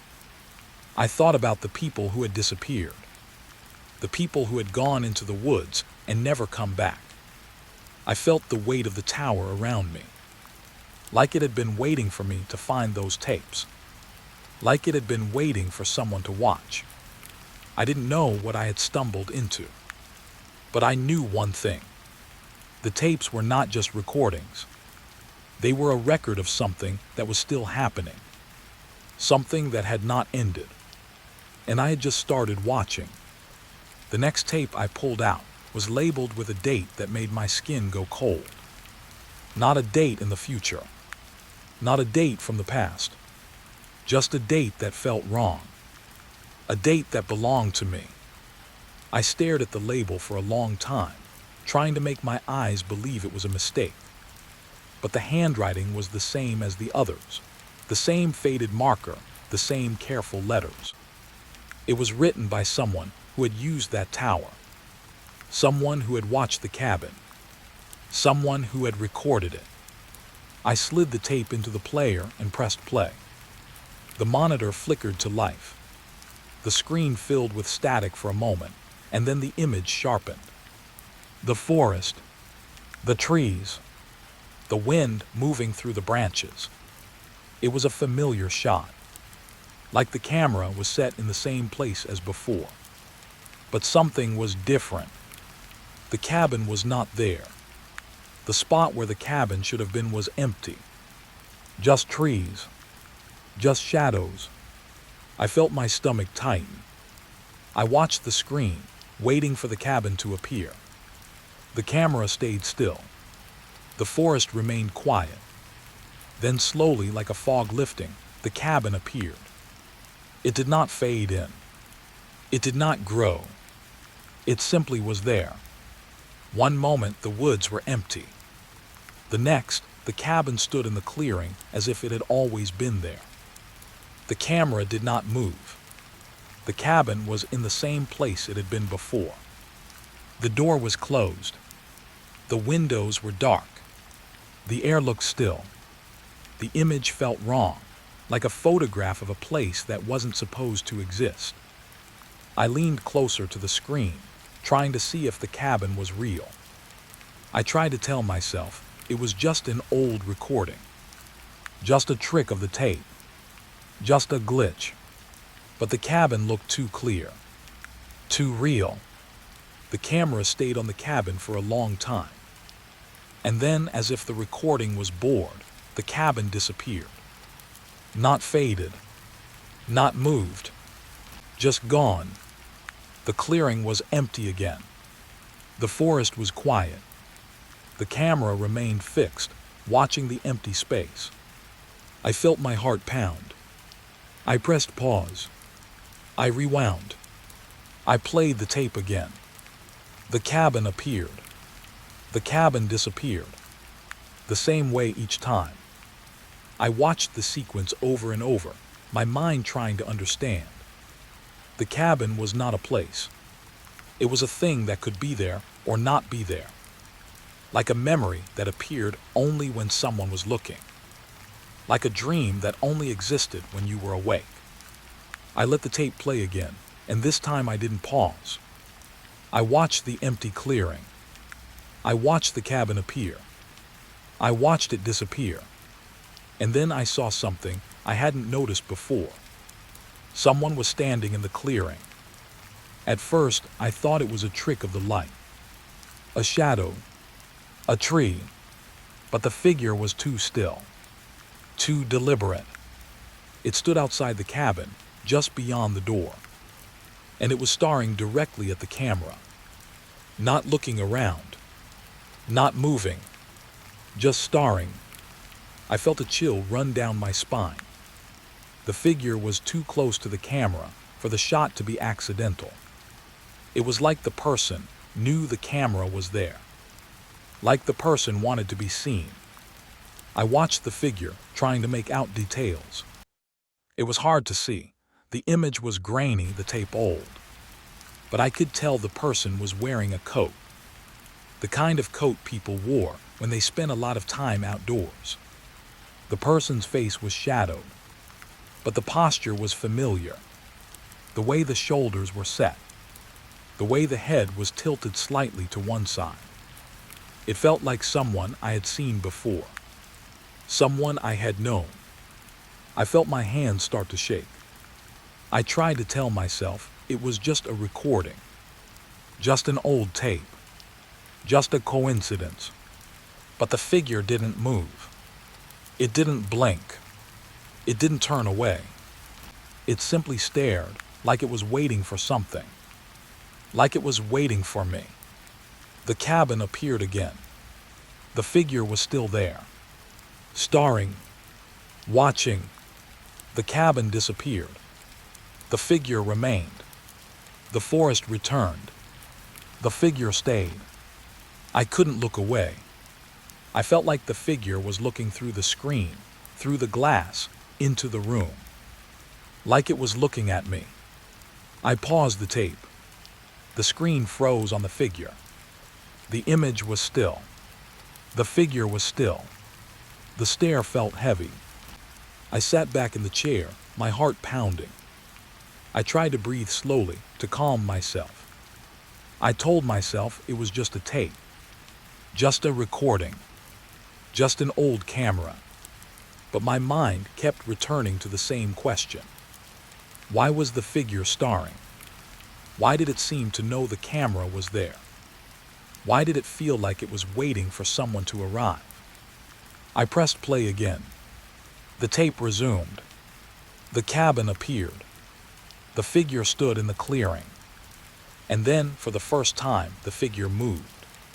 Not quickly, not dramatically, just a small shift. The figure lifted one hand, slowly, carefully, as if it was afraid of making noise. The hand rose to the face. The fingers touched the cheek. The figure turned its head slightly. It was still staring at the camera, but now it looked like it was listening, like it was waiting for a sound. The cabin disappeared again. The figure stayed. The forest remained. I watched the screen, feeling the fear grow slowly like a plant in the dark. The tape continued to play. The cabin appeared. The figure was there. The figure moved again. This time it stepped forward. Just one step. The camera didn't move. The figure stepped closer to the edge of the clearing. Closer to the camera. Closer to the viewer. I felt a cold wave of dread. The figure's face was still hidden in shadow, but the body was clearer now. The coat was old, worn. The shoulders were hunched, like the person was tired, like the person had been waiting a long time. The figure stopped. It looked straight at the camera again, and then it did something that made my stomach drop. It lifted its hand and waved. A slow wave. A small wave. Like a greeting. Like a signal. Like a promise. I felt my breath catch. I stared at the screen, unable to move. The figure waved again, and I felt something in me respond. A memory. A feeling. A sense of recognition. I couldn't explain it, but I knew, deep in my bones, that the person in the tape was not just watching the camera. It was watching me. The tape continued to play, and I realized something that made my skin crawl. The cabin appeared and disappeared, but the figure stayed. It stayed in the clearing, staring, waiting, watching, like it was trapped, like it was stuck between the world and the tape, like it was trying to get out. I sat in the control room, staring at the screen, feeling the room close in around me. The tower felt like a cage. The tapes felt like windows. And the figure in the clearing felt like a person who had been watching for a long time. Watching for someone to arrive. Watching for someone to look back. I didn't know what I had found, but I knew one thing. The cabin was not just a place. It was a trap. And the person outside, it was not just a person. It was something that wanted to be seen. Something that wanted to be noticed. Something that wanted to be real. And I was sitting in the tower, watching it through a screen, feeling it watch me back. I didn't want to believe it. I wanted to tell myself it was just the old equipment, the way it sometimes flickered, the way it sometimes showed things that weren't there. I wanted to tell myself that the tower was just a building, that the tapes were just recordings. But the moment I saw the camera, I knew I couldn't pretend anymore. The camera was mounted in the corner of the control room. A small, old surveillance camera with a cracked lens and a rusted metal casing. It was the kind of camera that was meant to watch the forest, meant to record movement, meant to keep people safe. But the camera was not pointing at the forest. It was pointing at me. I saw it in the reflection of the monitor screen. A small dot in the corner, a dark eye that followed my movements. I felt my stomach drop. I stood up slowly, trying not to make any sudden movements. I walked to the corner of the room where the camera was mounted, and I stared at it. The lens was dirty, covered in dust, but it was clear enough to see the small red light. The light was on. The camera was active. I hadn't turned it on. No one had. The tower had been abandoned for decades. I had only just arrived. And yet the camera was watching me. I reached out and touched the metal casing. It was cold. It felt like the tower had been waiting for someone to touch it, for someone to notice. I pulled my hand back, and the red light seemed to glow brighter. I walked back to the desk and sat down, my heart racing. I stared at the monitor. The tape was still playing. The cabin appeared. The figure stood in the clearing.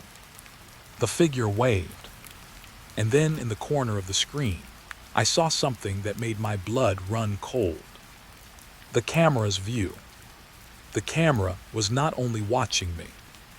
It was being shown on the screen. A small window in the corner, like a picture-in-picture.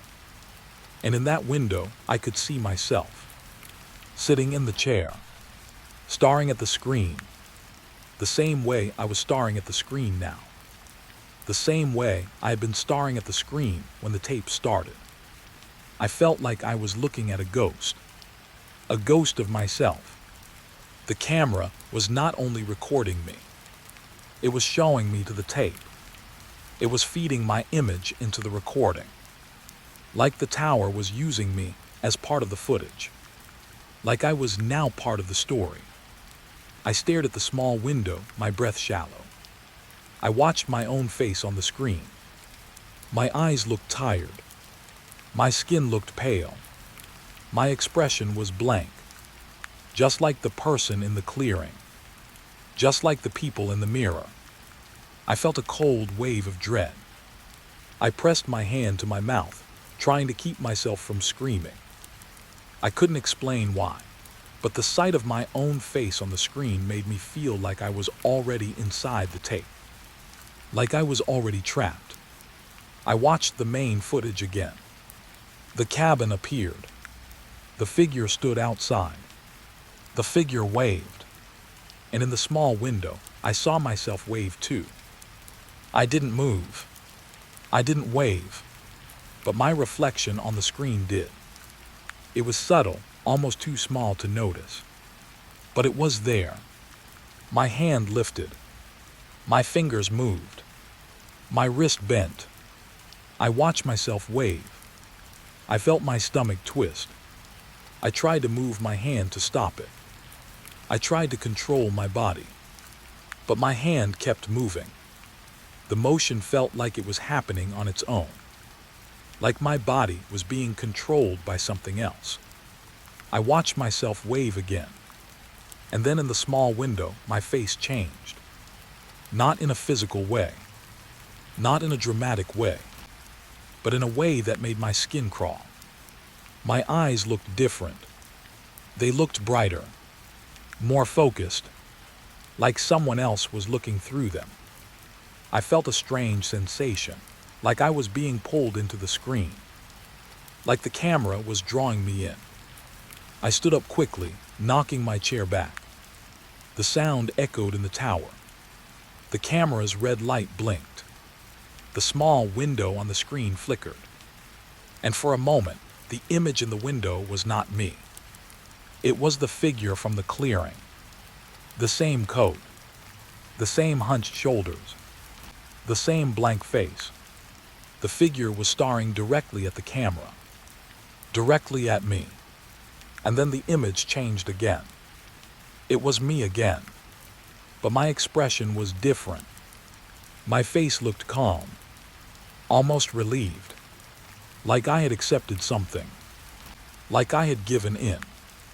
I felt a cold sweat break out on my skin. I sat back down slowly, trying to keep my breathing steady. I looked at the camera again. It was still pointing at me, still watching, still recording. I realized then that the camera was not just active.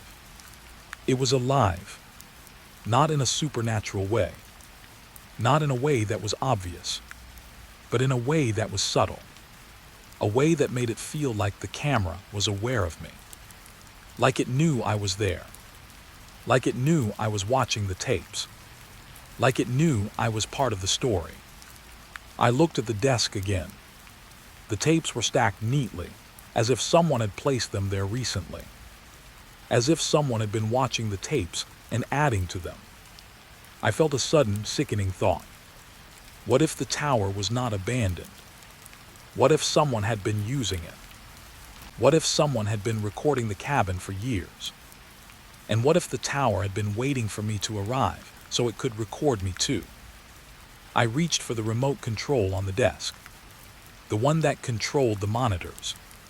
I pressed the button to turn off the screen. The monitor went dark. The room was silent. The only sound was my breathing. I felt relief for a moment, a brief moment of peace. Then the monitor flickered back on. The screen was black, but the small window in the corner was still there. And in that window, I could see the camera view. The camera was still pointing at me. And in the camera view, I could see something behind me. A shadow, a shape, a movement. I turned my head slowly. I looked behind me. The control room was empty. The tower was still. The air was still. But the feeling of being watched was stronger than ever. I looked back at the monitor. The small window showed the shadow again. Closer, closer. The shape was moving toward the camera. It was coming closer to the lens, closer to me. I felt my heart race. I felt my hands shake. I wanted to run. I wanted to leave the tower. I wanted to get out of the forest. But my feet felt heavy, like the tower had anchored me, like the camera had locked onto me. I watched the small window as the shadow moved closer. And then the shadow became clear. It was the figure from the clearing. The same blank face. The same old coat. The same hunched shoulders. It was standing right behind me. In the camera view. In the small window. It was close enough that I could see its hand. The hand was raised. It was waving. Slowly. Like it had been waiting a long time to wave. Like it had been waiting for me to notice. I felt a cold realization settle in my bones. The camera was not just watching me. The camera was showing me what was behind me. And whatever was behind me was not in the room. It was in the tape. It was in the forest. It was in the cabin. It was in the story. And now it was watching me back. I remember the moment I signed the rental agreement like it was a small, quiet event that didn't matter. Like the kind of thing you do without thinking, because you're tired, because you're excited, because you just want to get inside and rest. The cabin was advertised as remote, peaceful, perfect for a week away. It was a little too perfect, the kind of description that makes you feel like the place is hiding something. But I was tired of the city, tired of the noise, tired of people and their constant demands. I wanted silence. So when I saw the listing, I didn't question it. The owner met me at the edge of the property. He was an older man, maybe in his late 60s, with a face that looked like it had been carved from weathered wood. He didn't smile much. He didn't talk much. He simply handed me the keys and a stack of papers. "You'll read it," he said. I nodded. He didn't offer to help. He didn't try to persuade me. He just stood there, waiting for me to do the thing I was already going to do. The cabin sat in a small clearing surrounded by tall pines. The air smelled like damp earth and pine needles. The sun was low, the kind of light that makes everything look soft and golden. The cabin looked like it had been there for a long time. The wood was dark and warm. The windows were small, like they were built to keep something out. I walked up the steps and unlocked the door. The inside was clean. Too clean, maybe. It felt like the kind of place where no one had ever lived, where everything was just waiting for someone to arrive. There was a small kitchen, a living area, a bedroom, and a bathroom. A simple place. No decorations, no personal items, just furniture and the feeling of emptiness. I set my bag down and sat at the table. I unfolded the rental agreement. The paper was thick, like old parchment. The font was simple, almost plain, but there was something about the way the words were arranged that made me uneasy, like the paper itself was trying to be careful. I read through the standard stuff, the deposit, the rules, the list of what I could and could not do. Then I saw the clause. It was at the bottom, in a separate paragraph, like it was something they didn't want to draw attention to. You may not leave after midnight. I read it twice. I checked the rest of the agreement to see if there was a mistake, if it was a typo, if it was meant for another section, but it was clear. You may not leave after midnight. There was no explanation, no reason, no consequence listed. Just the sentence, written like a warning that didn't need to be explained. I looked up at the window. The trees outside swayed gently in the breeze. The sun was still shining. The idea of not being able to leave after midnight seemed absurd. I laughed quietly to myself. "Okay," I said out loud like I was speaking to the cabin itself. "That's weird." I considered calling the owner back. I considered asking him why that clause existed. But the way he had handed me the papers, the way he had watched me sign without emotion, made me feel like I would be wasting my time. I didn't want to make a scene, so I signed the agreement. I initialed the clause without even thinking. And I told myself I would deal with it later. I spent the first day exploring the area. The cabin was in the middle of a dense forest with a narrow dirt road leading to it. There were no neighbors, no other houses, just trees and silence. I felt a strange kind of freedom.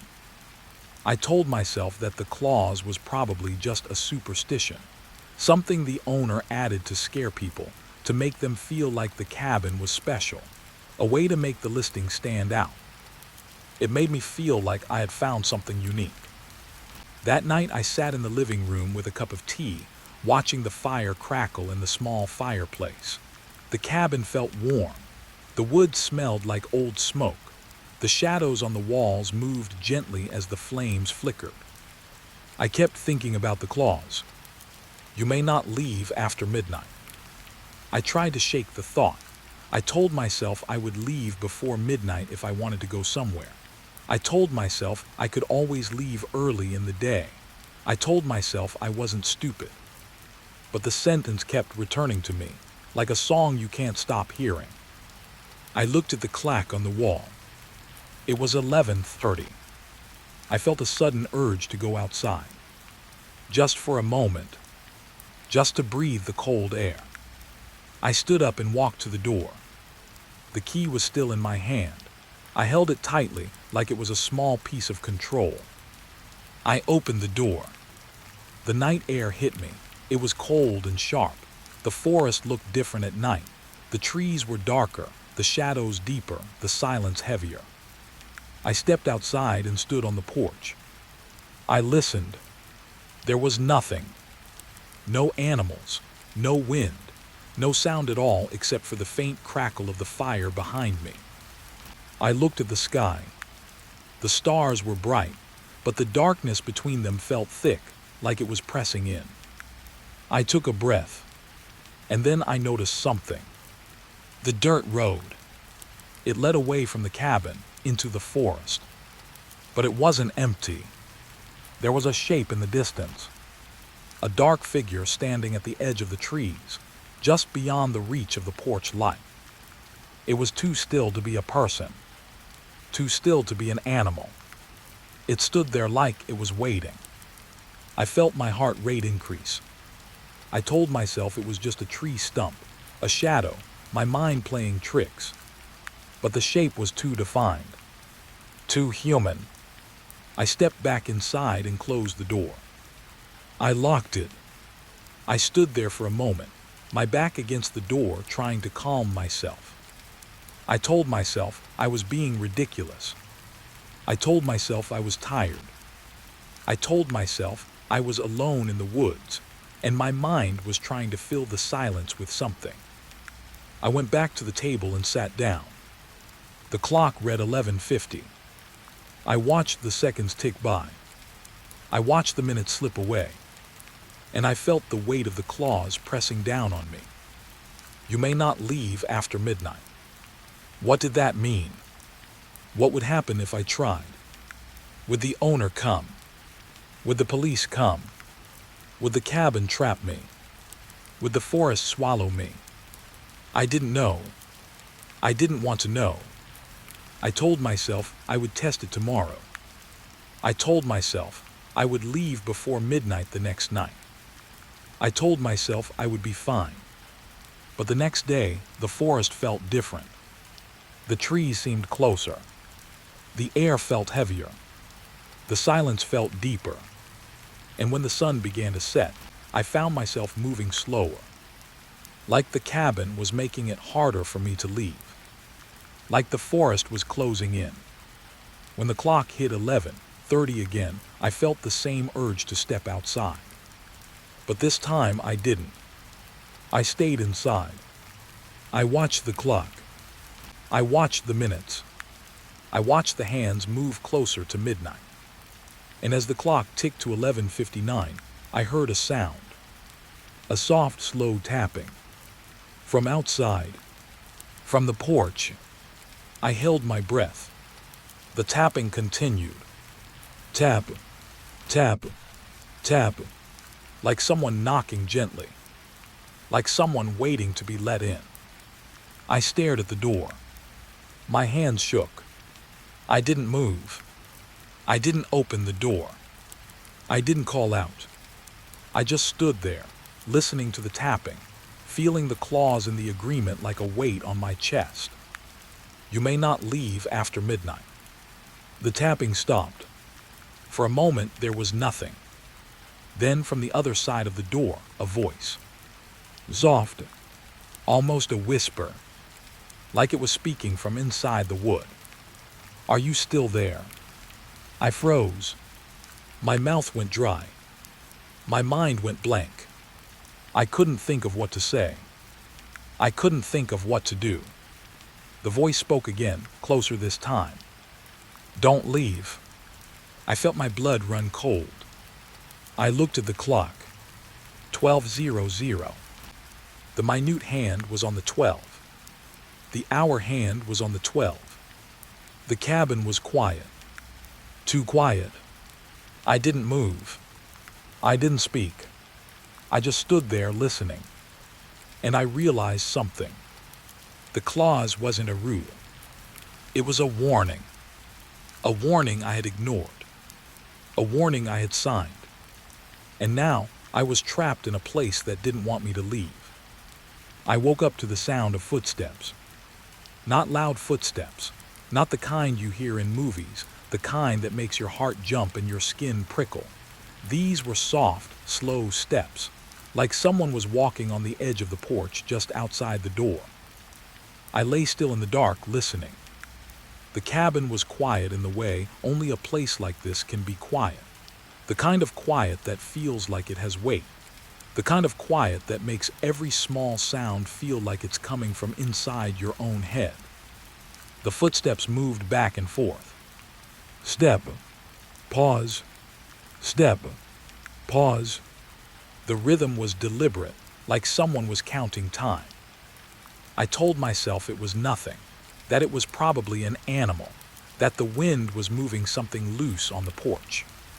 But the sound didn't match any animal I knew. It sounded like a person, like a human walking slowly, carefully. Then I heard a whisper. My name. Soft, like someone speaking from just outside the door. Alex. I froze. The hair on my arm stood up.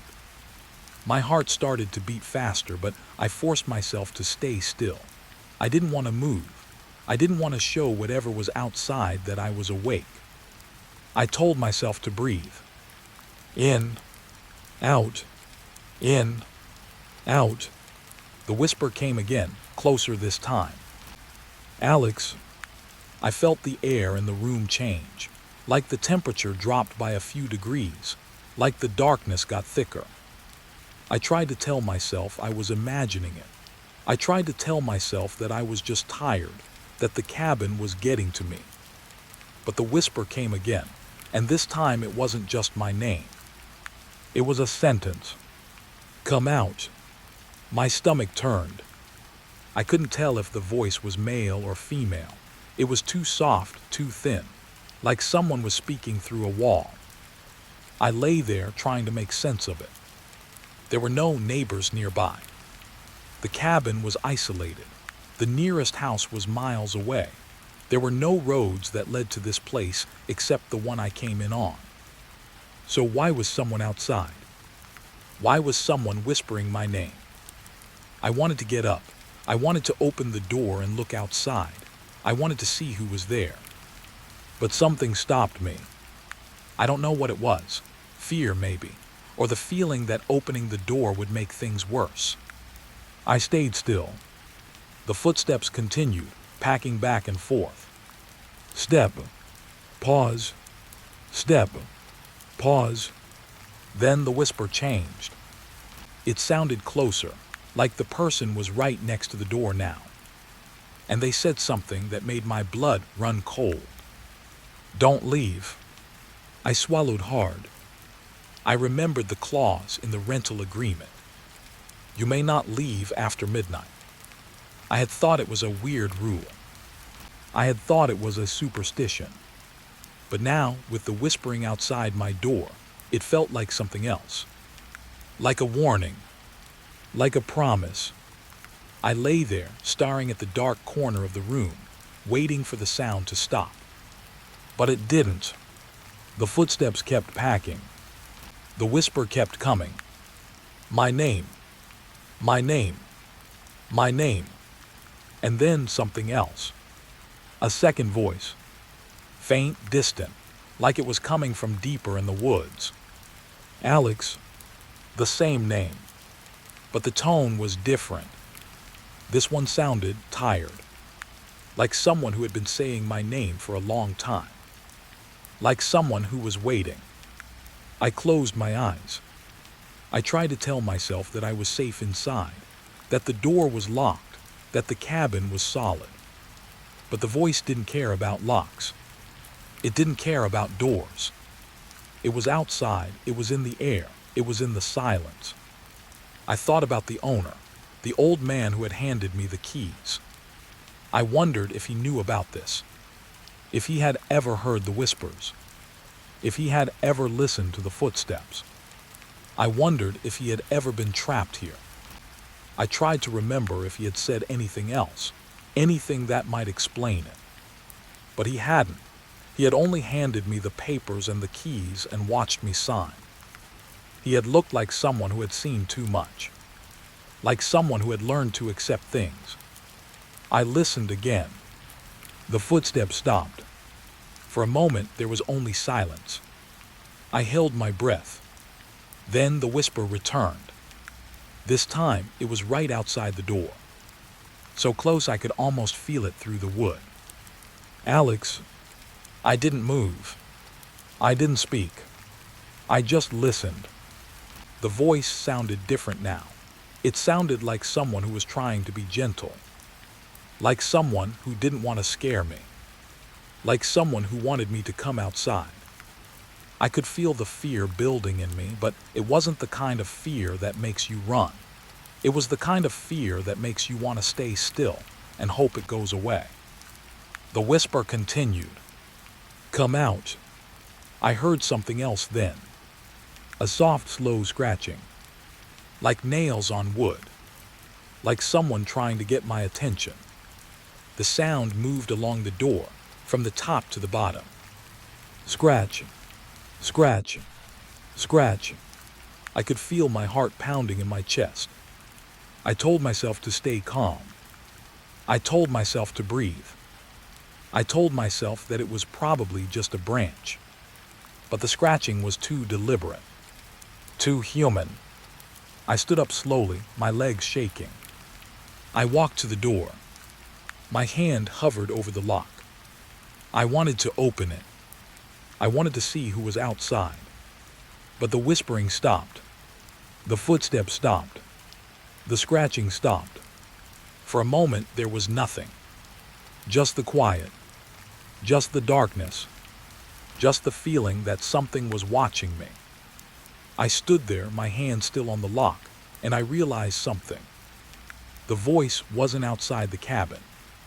The voice was inside me. It was in my head. It was in my thoughts. It was in my memory.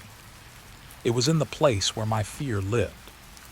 The whispering had been real, but it had also been familiar. Like a memory I couldn't place. Like a name I had heard before. Like something I had been trying to forget. I stepped back from the door. I sat down on the floor. I pressed my back against the wall. I tried to calm myself. I tried to tell myself that I was just tired. That the cabin was messing with my mind. That the isolation was making me imagine things.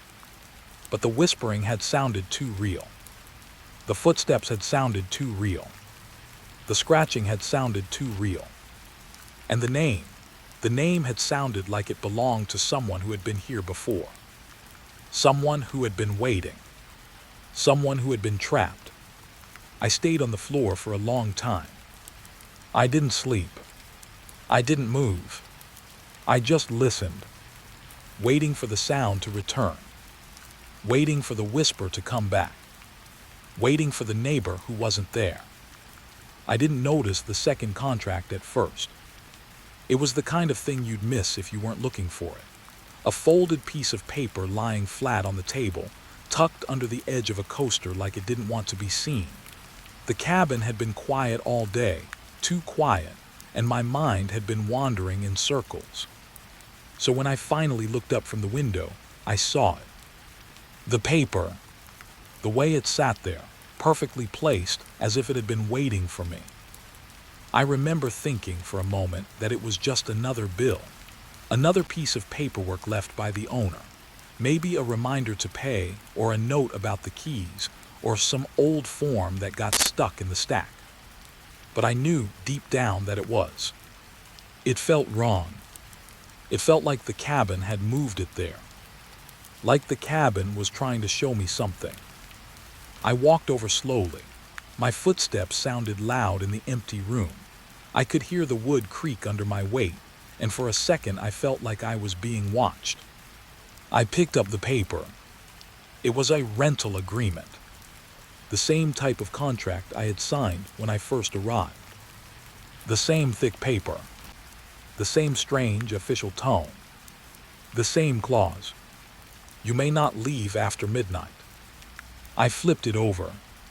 My heart started to beat faster. The date at the top was tomorrow. Not today. Tomorrow. And the signature at the bottom. My name. My handwriting. It was written in the same shaky style I used when I was tired, the way my letters slanted to the right. I stared at it, unable to breathe. I held the paper close, like if I moved too far away from it, it would disappear. But it didn't disappear. It stayed there, real and heavy in my hands. I read the clause again. You may not leave after midnight. I had thought it was strange before. I had thought it was just a weird rule, something to scare people off. But now, with this new agreement dated tomorrow, it felt like a trap. Like the cabin was making sure I didn't forget. Like it was reminding me that I was not the one in control. I looked around the room. Everything was the same. The same worn sofa. The same cracked lamp. The same old kitchen table where the contract lay. But the air felt different. The light felt dimmer. The silence felt heavier. I sat down at the table and put the paper in front of me. My hands were shaking. I tried to calm myself, to think logically. Maybe the owner had sent a new contract. Maybe it was a mistake. Maybe someone was playing a prank. But none of those explanations made sense. I was alone out here. I had been alone since I arrived. No one else had been in the cabin. No one had come to visit. And yet here was a contract with my name on it, dated tomorrow.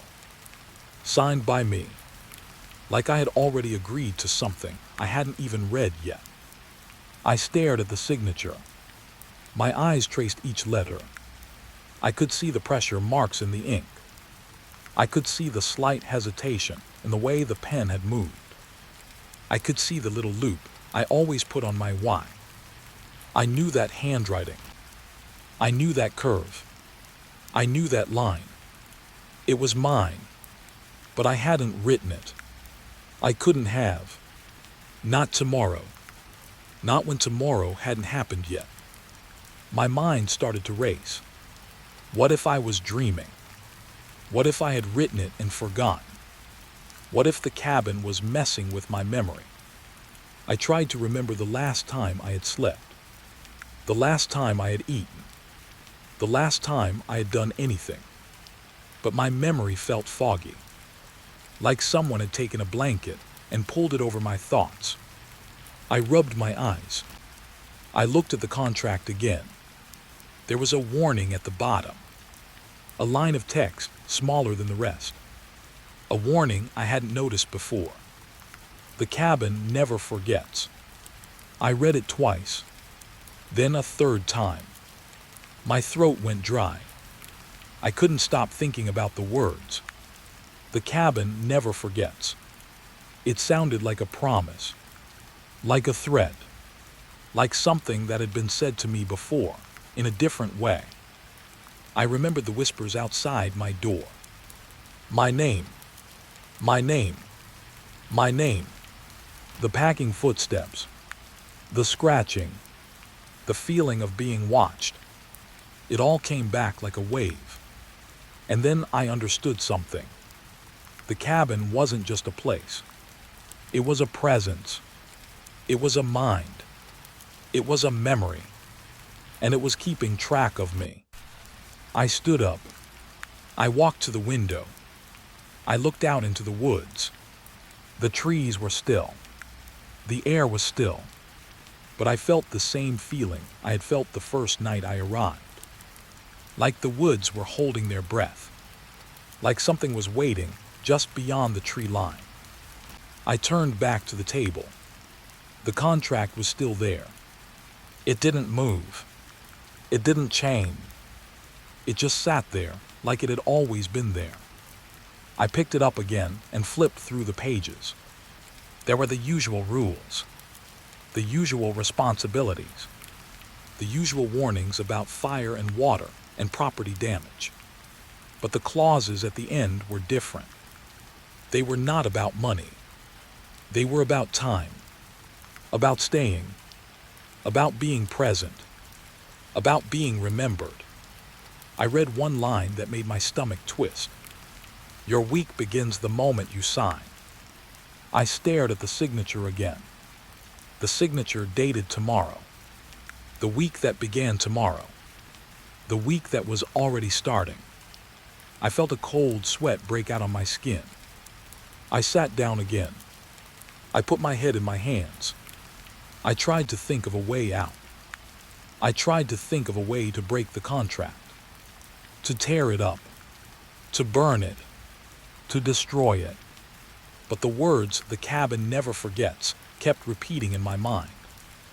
I didn't know if burning it would matter, if the cabin would just replace it, if the cabin would just remember the contract anyway, if the cabin had already written the future.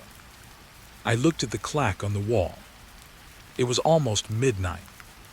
The hands were moving, but the movement felt wrong. Slow, like the clock was struggling, like it was trying to stay in place. I had the sudden thought that maybe the cabin was changing time.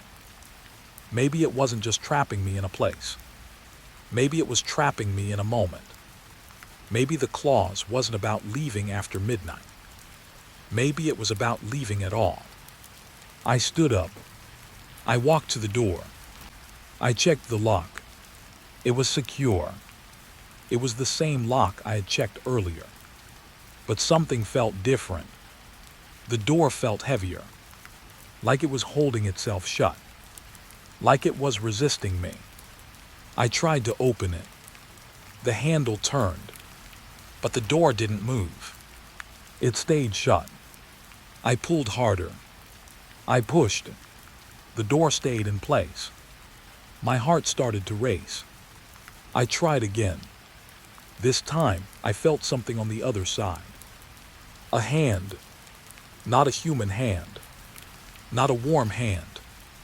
A cold, smooth pressure against the wood. Like something was pushing back.